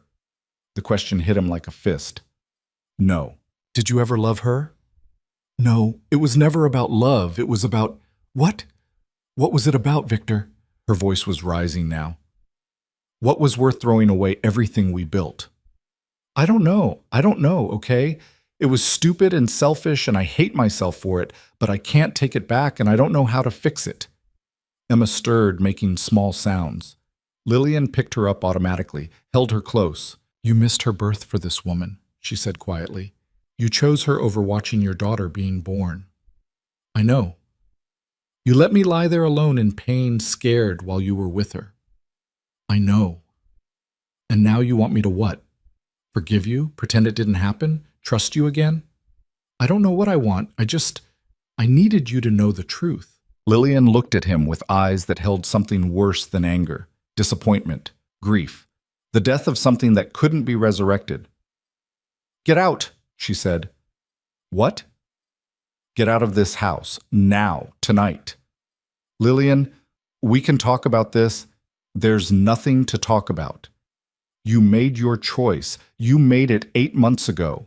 You made it again on the night our daughter was born. You kept making it every day since, and I'm done. Please, go. Get out. Her voice was steel, final. Victor stood there, frozen. This was it. The moment everything ended, the consequence he'd been running from. Can I say goodbye to Emma? Lillian looked down at their daughter. When she looked back up, her eyes were wet. No. The word broke something in him. Lillian, please. She's my daughter too. You should have thought about that before you decided being with your mistress was more important than being at her birth. That's not fair. None of this is fair. She was crying now, actually crying. You don't get to talk to me about fair. You don't get to ask for anything. You lost that right. Upstairs, a door opened. Margaret's voice called down. Everything okay? We're fine, Mom, Lillian called back, her voice suddenly controlled again, then quieter to Victor. Go, before I call the police and have you removed. You wouldn't try me. She meant it. He could see it in her eyes. Victor grabbed his keys from the table, his wallet, his phone, stood there for one more second, looking at his wife holding their daughter, memorizing the image because he didn't know when he'd see it again. I love you, he said. Lillian didn't answer. He walked to the door, opened it, stepped out into the cold October night. Behind him, he heard the lock click into place. He stood on his own front porch, locked out of his own house, and finally understood what he'd done, what he'd lost, what he'd thrown away for 26 minutes in a hotel room. His phone was dead. His car was in the driveway. He had nowhere to go. Inside, through the window, he could see Lillian sitting on the couch with Emma, could see her crying, could see his life continuing without him. Then she stood up, walked to the window, and closed the curtains. Victor stood there in the dark, alone, with nothing but the consequences of his choices and the knowledge that some betrayals are too fundamental to survive. Somewhere in the distance, a car alarm went off, and Victor Hale, who'd spent his entire life controlling everything, realized he'd lost control of the only things that mattered. Victor spent the first night in his car. He drove around for an hour with no destination, just moving because sitting still felt impossible. Eventually, he ended up in a grocery store parking lot 3 miles from the house that wasn't his anymore, reclined the driver's seat as far as it would go, which wasn't far, and stared at the ceiling while fluorescent lights from the store flickered through the windshield. His phone had enough battery for one call. He made it at 2 a.m. Hello? His college roommate, Derek, sounded groggy, confused. It's Victor. Vic? Man, what time is it? Is everything okay? No. Can I crash at your place? Silence. Then, yeah, of course. You know where the spare key is. Derek lived in a bachelor apartment downtown. Small. Messy. The spare key was under a fake rock by the door that fooled absolutely no one. Victor let himself in at 2:30, collapsed on the couch that smelled like beer and regret, and didn't sleep. When Derek emerged from his bedroom at 7, Victor was still lying there, staring at the ceiling. Coffee? Derek offered. Yeah. They sat at Derek's tiny kitchen table. Derek in boxers and a ratty college t-shirt, Victor still in yesterday's clothes. Neither of them spoke for a long time. You want to tell me what happened? Derek asked finally. I screwed up. Obviously. But screwed up how? Forgot an anniversary, said something stupid? Because showing up at 2 a.m. usually means I had an affair. Derek's coffee mug stopped halfway to his mouth. Oh, 8 months. Woman I met at a conference, Lillian found out, kicked me out. Jesus, Vic. She had the baby a week ago. I missed the birth because I wasn't there. Derek set down his mug carefully. You missed your kid being born? Yeah. To be with the other woman? Yeah. Man. Derek ran a hand through his hair. I don't even know what to say to that. You don't have to say anything. Does Lillian know everything? The whole thing? Victor nodded. He told her most of it. Not about Nicole's pregnancy, not about Thursday, but enough. More than enough. What are you going to do? I don't know. You want my advice? Not really. Derek gave it anyway. Give her space. Let her be angry. Don't try to fix it right away because you can't. And maybe, I don't know, man. Maybe see a therapist or something. Figure out why you did it. I know why I did it. Do you? Victor didn't answer. He spent the next 3 days on Derek's couch, went to work on Monday, sat through meetings where he couldn't focus, responded to emails with answers that made no sense. Gerald pulled him aside on Tuesday afternoon. You look like hell, Hale. Thanks. Everything okay at home? With the baby? Everything's fine. Gerald didn't look convinced. Take the rest of the week if you need it. Paternity leave. We talked about this. I'm fine. I'm not asking. So Victor went back to Derek's apartment, sat on the couch, stared at his phone. Lillian hadn't called, hadn't texted. Radio silence. His mother had, though. 12 missed calls, 6 voicemails. He listened to the first one. Victor, what on earth is going on? Lillian won't tell me anything except that you had to leave for work. But Margaret keeps giving me looks, and I know something happened. Call me back immediately. He deleted it without listening to the others. On Wednesday night, Derek came home with groceries and a look that meant he was about to say something Victor didn't want to hear. You can't just hide here forever, Derek said, unpacking vegetables neither of them would eat. I'm not hiding. You're literally hiding. You haven't showered in 2 days. You're wearing the same shirt you had on Saturday. And you keep staring at your phone like it's going to solve your problems. What do you want me to do? Go back. Talk to her. Apologize. Beg. Whatever it takes. She doesn't want to see me. How do you know? Have you tried? Victor hadn't. Because he was terrified. Because seeing Lillian meant facing what he'd done. Seeing Emma meant acknowledging what he'd lost. It was easier to sit on Derek's couch and pretend the world outside didn't exist. But Derek was right. He couldn't hide forever. I'll go tomorrow, Victor said. Promise? Yeah. Thursday morning, Victor showered, changed into clean clothes Derek had let him borrow, jeans that were too big and a shirt that was too tight, but at least they didn't smell like parking lot. He drove to the house at 9 a.m. when he knew his mother would probably be awake, but before the daily grandmother war would be in full swing. The front door was locked. Obviously. He knocked. Margaret answered. Her expression could have curdled milk. You have a lot of nerve showing up here. I need to talk to Lillian. She doesn't want to talk to you. Please, Margaret, 5 minutes. No. Is she here? Can you at least ask her? She's feeding the baby, and even if she wasn't, the answer would still be no. You've done enough damage. Margaret, go away, Victor, before I call the police. She closed the door in his face. Victor stood there, feeling like an idiot, a stranger at his own house. He walked back to his car, sat behind the wheel, and made a decision. He couldn't keep doing this. Couldn't keep avoiding the consequences, hiding at Derek's place, pretending everything would magically resolve itself. He needed a plan, an actual plan, something that proved to Lillian he was serious about fixing what he'd broken.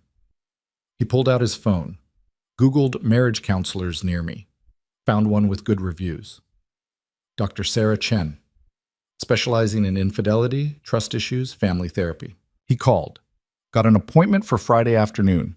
Then he called a lawyer.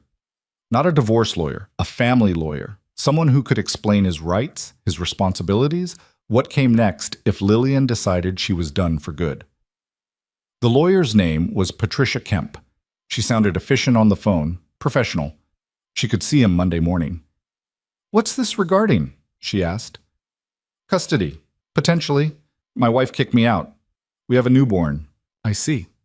Bring any relevant documents. Marriage certificate, birth certificate, any existing agreements.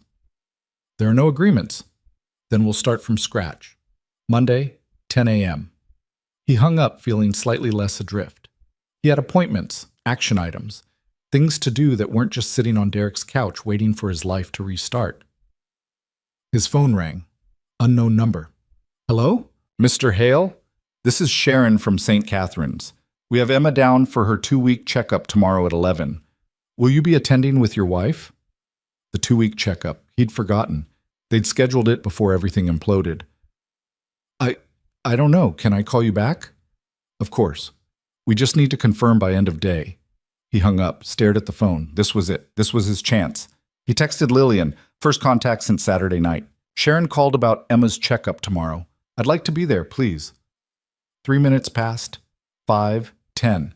Then, fine. Meet us there at 10:45. Don't be late.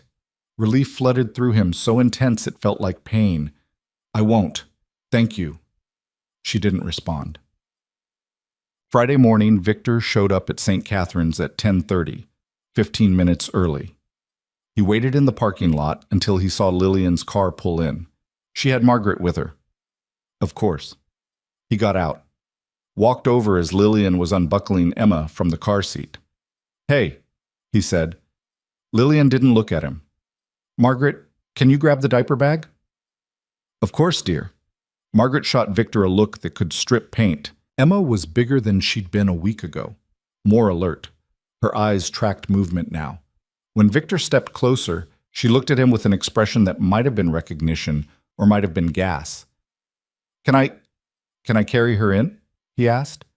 Lillian hesitated, then nodded. Fine. She transferred Emma into his arms.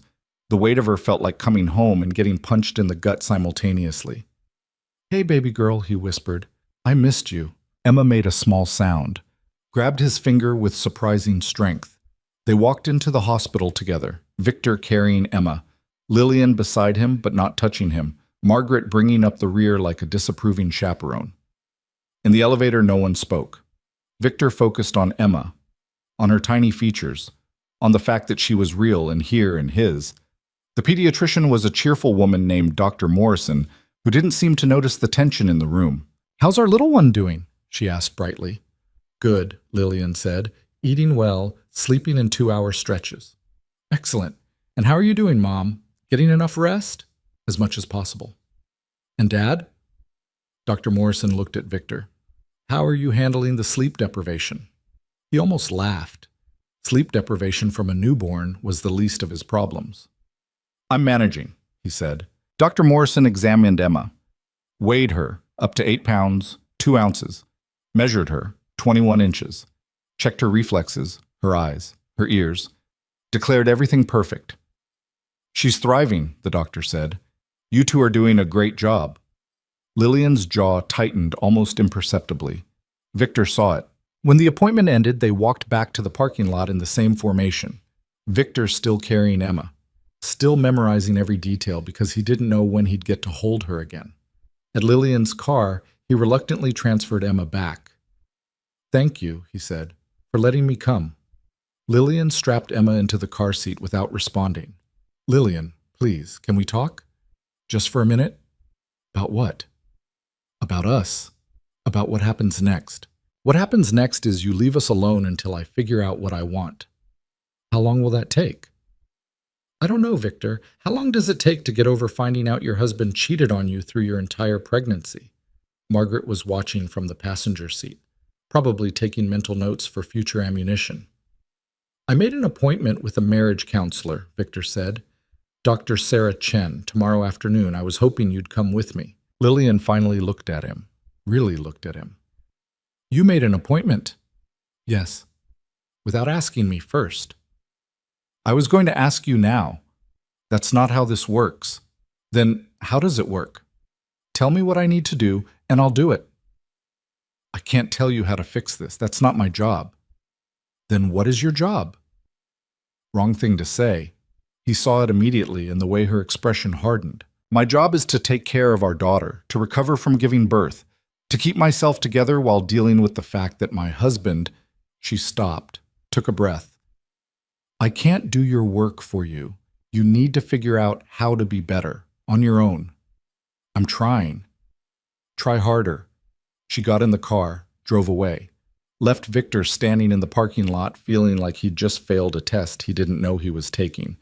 But he had an idea now. The beginning of one, anyway.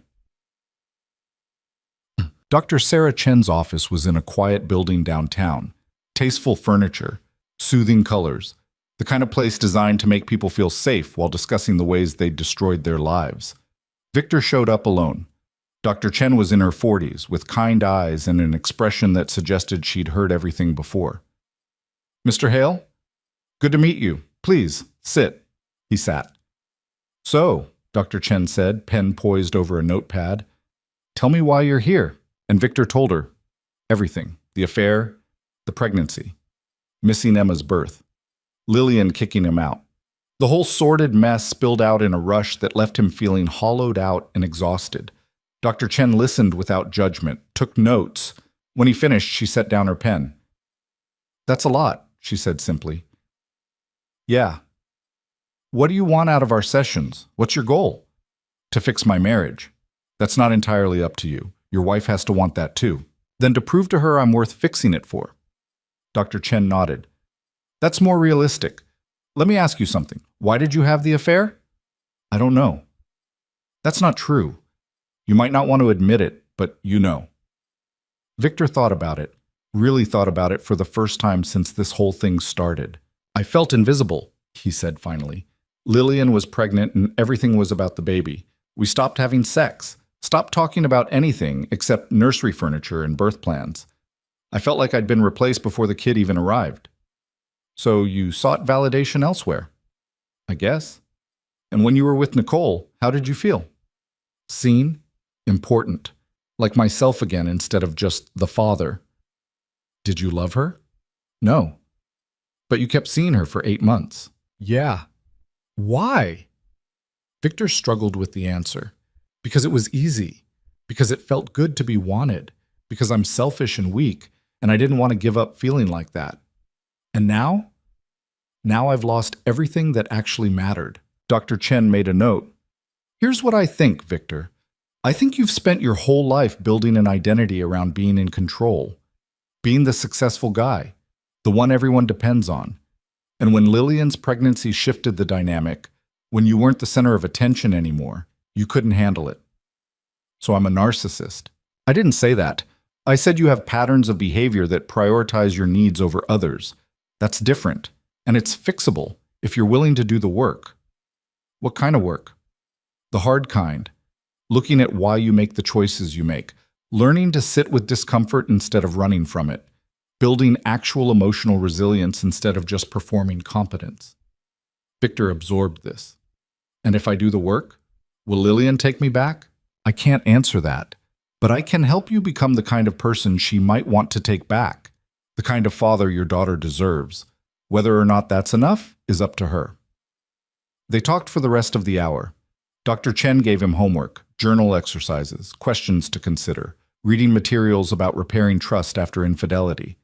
When the session ended, Victor felt wrung out but clearer, like he'd finally admitted things to himself he'd been avoiding. He made weekly appointments. Every Friday at 2 p.m. Then he drove to Derek's apartment and started actually working on himself instead of just feeling sorry for himself. The breakthrough came 3 weeks later. Victor had been doing everything Dr. Chen suggested, journaling, reading, actually examining his patterns instead of just acknowledging they existed. He'd also been showing up to Emma's appointments, to the grocery store when he knew Lillian would be there, to the house to drop off diapers and formula he'd bought without being asked. Lillian hadn't softened, but she hadn't gotten harder either. She let him hold Emma during appointments, let him stay for a few minutes when he dropped things off, answered his texts with more than one word. Progress. Glacial, painful progress. On a Tuesday afternoon, Victor's phone rang. Lillian. His heart stopped. She never called. "Hello? Can you come over?" Her voice was tight, stressed. "What's wrong? Is Emma okay?" "She's fine, just can you come now?" "I'm on my way." He made it to the house in 12 minutes. Lillian opened the door before he could knock. She looked exhausted, hair in a messy bun, spit up on her shoulder, eyes red-rimmed. "What happened?" he asked. "My mom left this morning. Had to get back home. And your mother—" She stopped, took a breath. "Your mother has been here for 3 weeks, Victor.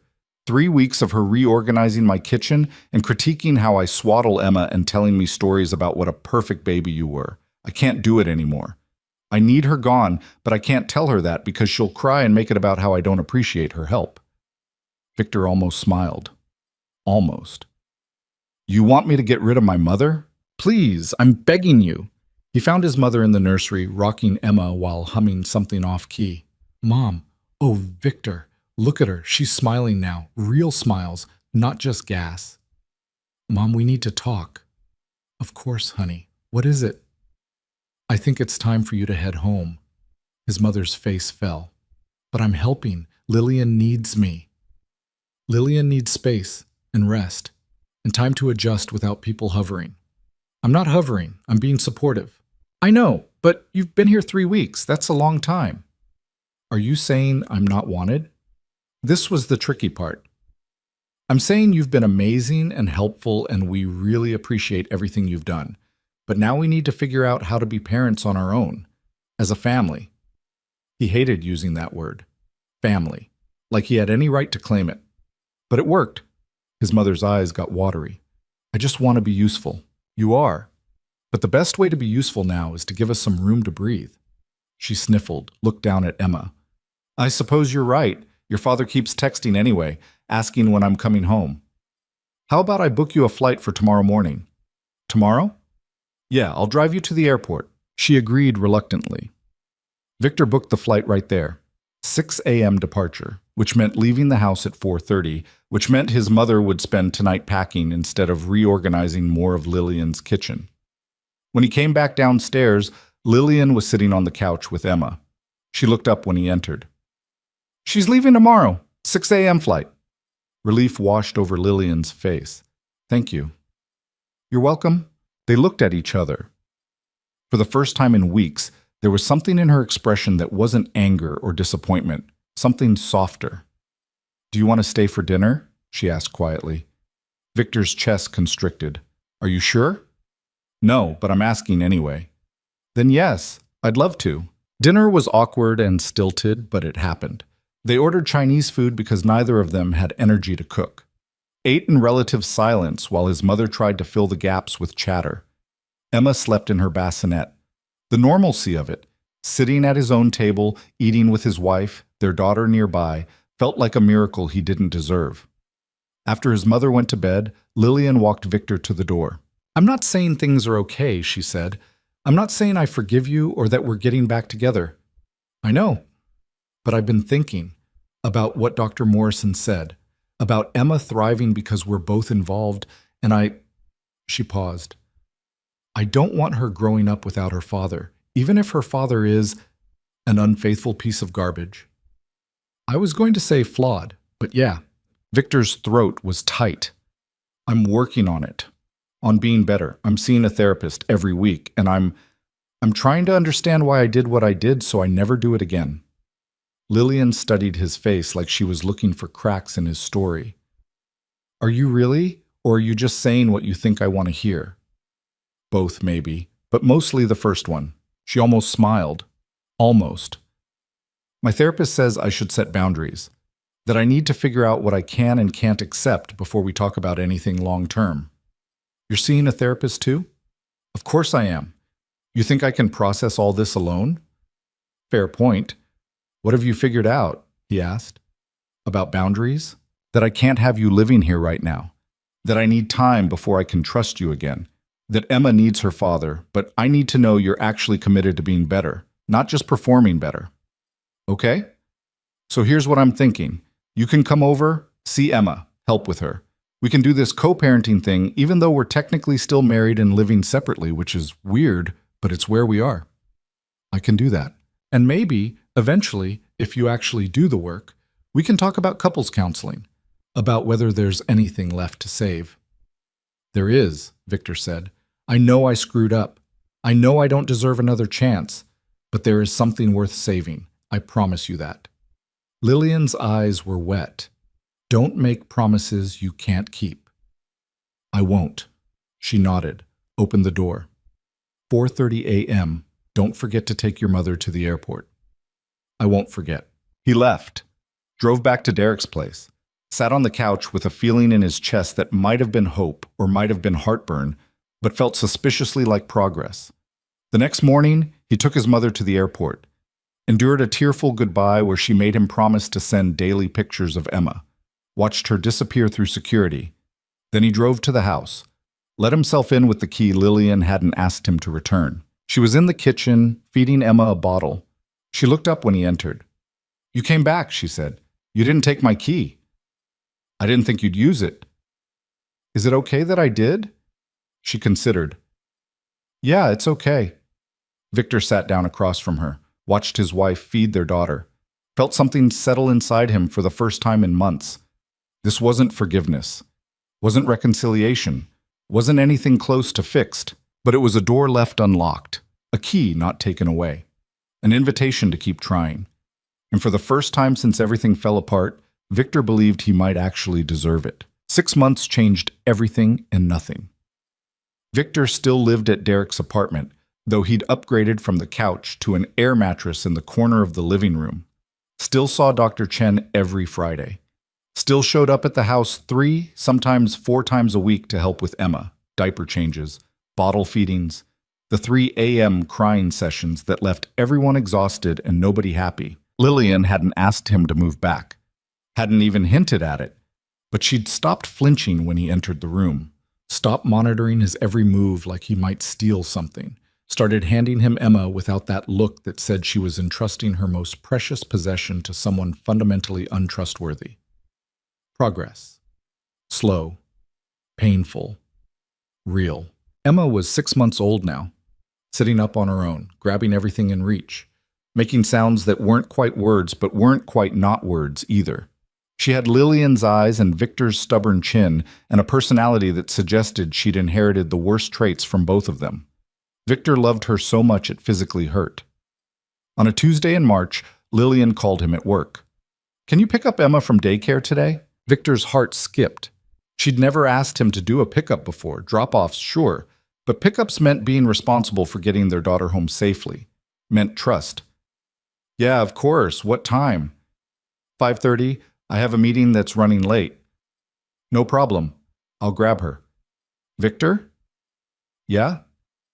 "Don't forget the diaper bag. And her afternoon bottle is in the side pocket. She gets cranky if she doesn't eat by 6. He smiled. "I know. I've got it." "Okay, thanks." She hung up. Victor stared at his phone, feeling like he'd just won something. Gerald appeared in his doorway. "Everything okay?" "Yeah, I need to leave at 5. Pick up my daughter." "Your daughter?" Gerald smiled. "Never gets old hearing you say that."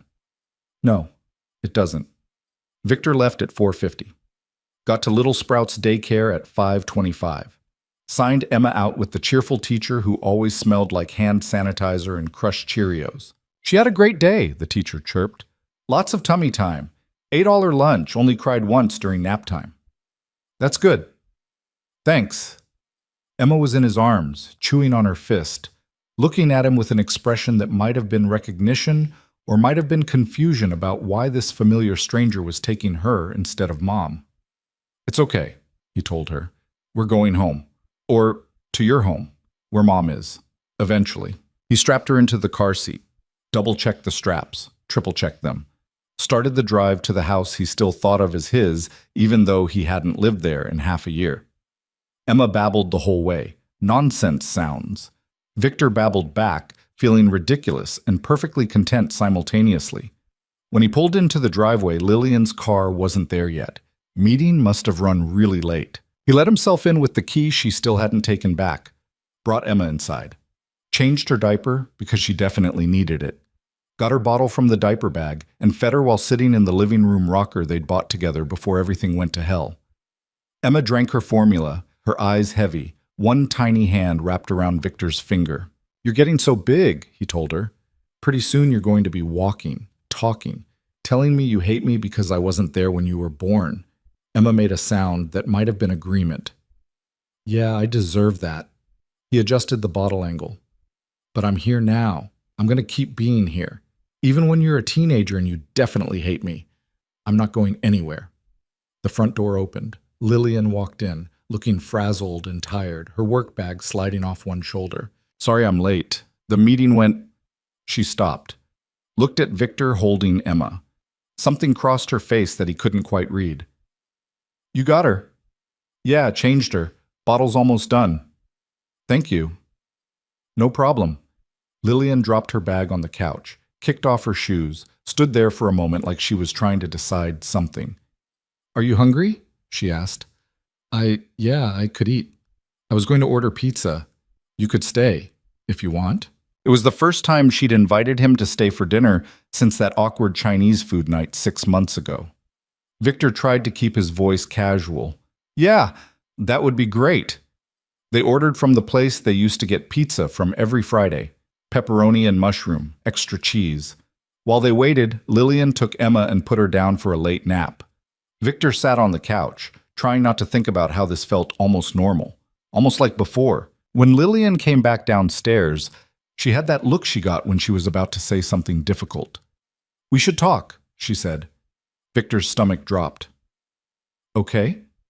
She sat on the opposite end of the couch, not next to him, but not in the chair across the room either. "I've been thinking," she started, "about us, about what happens next." "Okay. My therapist says I need to make a decision, that I can't keep you in this limbo state forever. It's not fair to you or Emma or me. What do you want to do?" Lillian looked at her hands. "I don't know if I can forgive you. Not completely, not the way it was before." Victor's chest tightened. "I understand.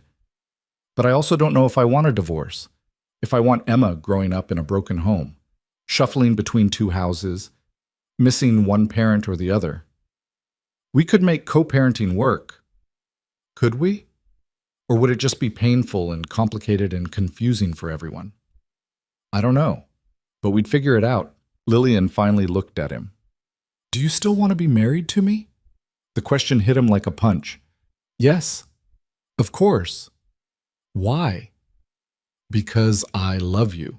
Because you're the mother of my daughter. Because I was an idiot and I threw away the best thing in my life and I'd do anything to get it back." "That's not a good enough reason." "Then what is?" "I need to know you want to be married to me, not to the idea of having a family, not to avoid being the divorced guy. To me, the actual person I am right now, which is tired and angry and not the same woman you married." Victor thought about it, really thought about it. "You want the truth?" "Always. The truth is I don't know who you are right now. Not completely. You've changed. You've had to change because of what I did. And I'm still figuring out who I am without the affair, without the lies, without all the garbage I used to build myself around." Lillian's expression was unreadable. "But I want to know you," Victor continued. "I want to figure out who we both are now. Together. If you'll let me." "That's not a guarantee." "No, but it's honest." The doorbell rang. Pizza. Lillian got up to get it. They ate in the living room like they used to, except now there was a baby monitor on the coffee table and 6 months of damage between them. "I've been thinking about couples counseling," Lillian said between bites. "Actually doing it this time. Not just you going alone." "I'd like that." "Dr. Chen recommended someone. Dr. Martinez specializes in infidelity recovery. When do you want to start?" "I already made an appointment. Next Thursday, 6 p.m. Victor felt something loosen in his chest. "You made an appointment. Don't read too much into it. I'm not saying we're getting back together. I'm saying I'm willing to try." "That's enough. That's more than enough." They finished eating. Lillian told him about her day, a difficult project at work, a coworker who wouldn't stop microwaving fish in the break room, the way Emma had laughed for the first time yesterday and Lillian had cried because she was so happy and so sad that Victor hadn't been there to see it. "I'm sorry," he said. "I know. But you can't apologize for every moment you miss. That's not sustainable." "Then what do I do?" "Be there for the moments you can be there for. Make them count." Emma woke up at 7:30. Lillian brought her downstairs. Victor played with her on the floor. Simple games, peekaboo, letting her grab his fingers and try to pull herself up, even though she wasn't strong enough yet. At 8:30, Lillian started the bedtime routine. Victor watched from the doorway of the nursery. Bath time, lotion, pajamas with feet. A story Lillian read in that soft voice she used only for Emma. "You want to put her down?" Lillian asked when the story ended. Victor's throat tightened. "Yeah, I'd love to." He took Emma, held her against his chest, swayed gently while humming something that might have been a lullaby or might have been nothing at all. Emma's eyes got heavy, her breathing evened out. She made a small sound and burrowed closer. Victor put her in the crib carefully, covered her with the blanket his mother had made, stood there watching her sleep, this perfect small person who existed because of him and despite him. "She looks like you when she sleeps," Lillian said quietly from behind him. "I was thinking she looks like you. Maybe she looks like both of us." They stood there together, watching their daughter. For a moment, it felt like before, like they were a team, like they could handle anything as long as they had each other. Then Lillian stepped back. The moment broke. "You should probably go," she said. Not cruel, just factual. "It's getting late." "Yeah, okay." At the door, Victor turned back. "Thank you, for dinner, for letting me put her down, for trying." "Don't thank me yet. We have a long way to go." "I know, but I'm not going anywhere." Lillian almost smiled. "Good, because Emma needs her father." "And what about you? What do you need?" She thought about it. "Time, proof, consistency, and maybe for you to stop asking me what I need and just show me." "I can do that." He drove back to Derek's apartment feeling lighter than he had in months. Couples counseling was brutal. Dr. Martinez didn't pull punches. She made them talk about the affair in excruciating detail, made Lillian explain how it felt when she found out, made Victor explain why he'd done it, made them both acknowledge the ways they'd failed each other. "Marriage is a choice you make every day," Dr. Martinez said during their third session. Victor chose to step outside the marriage. That's on him. But Lillian, you have to choose whether to let him back in, and that's on you. "I'm trying," Lillian said. "Are you, or are you keeping him at arm's length as punishment?" "Maybe both." "That's fair. But at some point you have to decide. Punishment doesn't rebuild trust. It just delays the inevitable." "What's the inevitable?" "Either you forgive him and move forward together, or you don't forgive him and move forward separately. Staying in this middle ground just makes everyone miserable." Lillian looked at Victor. "Do you think you deserve to be forgiven?" "No," he said honestly, "but I'm hoping you'll choose to anyway." After that session, they went to the park. Emma was in her stroller, bundled against the April wind. They walked in silence for a while. "I don't want a divorce," Lillian said finally. Victor's heart stopped. "Okay, but I don't want what we had before either. That's gone. I can't get it back." "So what do you want?" "Something new. Something honest, where we're actually partners instead of just people living in the same house." "I want that too." "Then we need to figure out what that looks like. Together." They sat on a bench. Emma fell asleep in her stroller. Victor reached for Lillian's hand. She didn't pull away. "I miss you," he said. "I miss you too. I hate that I do, but I do."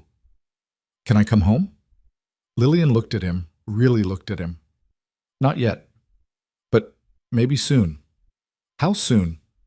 "When I can trust you to be there at 3 a.m. when Emma's crying and I'm exhausted. When I can trust you to choose us over whatever makes you feel good in the moment. When I can look at you and not see the man who wasn't there when our daughter was born. I don't know if you'll ever stop seeing that. Maybe not. But I need to see other things too. Better things. Enough better things that the bad one stops being the only thing I remember. I can do that. Prove it." So he did. He showed up every day, sometimes twice a day, brought groceries without being asked, fixed the leaky faucet in the kitchen, took Emma for walks so Lillian could have an hour to herself, sent her articles he thought she'd find interesting, texted her goodnight every night even when they'd seen each other that day. Small things. Consistent things. Things that said, "I'm here and I'm not leaving." In May, Lillian asked him to stay over. Just once. Emma had a cold and Lillian was exhausted and she needed help getting through the night. Victor slept on the couch, took the 3 a.m. feeding shift, the 5 a.m. one too. When Lillian came downstairs at 7, he had coffee made and Emma fed and changed.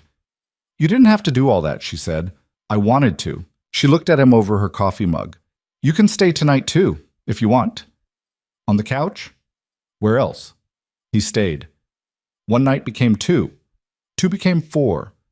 By the end of May, he was sleeping on the couch 5 nights a week. In June, Lillian told him to stop being ridiculous and just sleep in the guest room.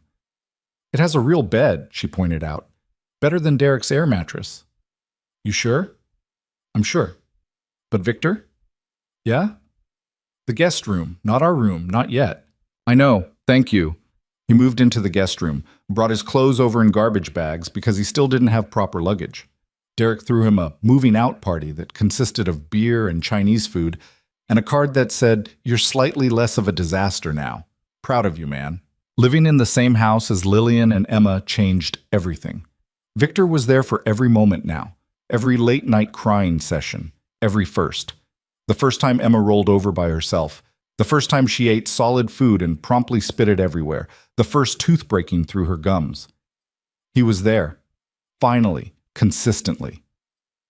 In August, on a Saturday morning, Emma took her first steps. Victor and Lillian were both in the living room. Emma was using the coffee table to pull herself up, something she'd been doing for weeks. But this time, she let go.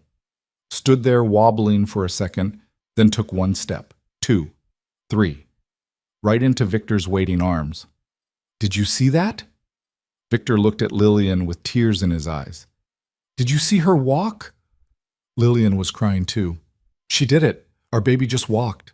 Emma looked proud of herself, confused why everyone was making such a fuss.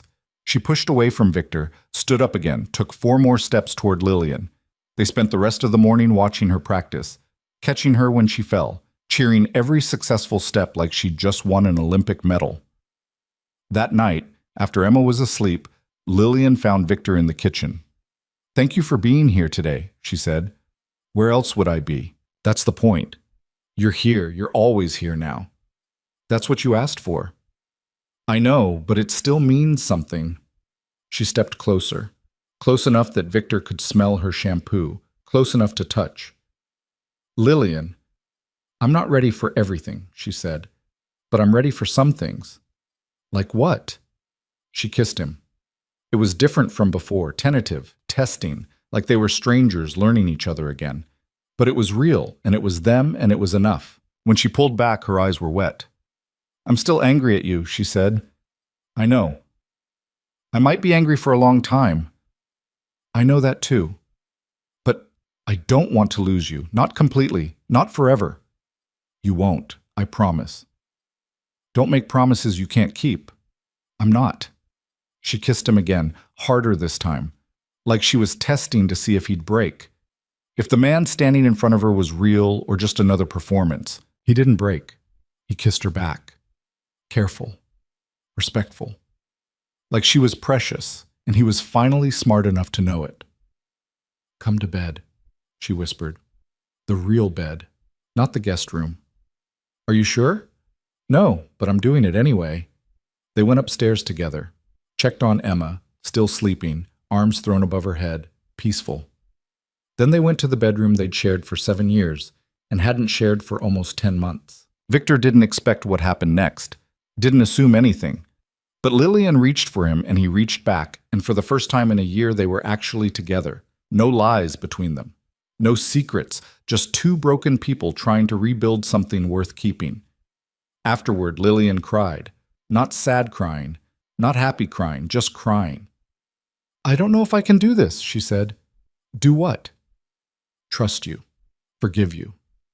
Build something new when the old thing is still broken. You don't have to decide tonight." "I feel like I've been deciding every day for months." "Then take a break from deciding. Just be here with me, right now." She curled into him, let him hold her. They fell asleep tangled together like they used to, like maybe they could again.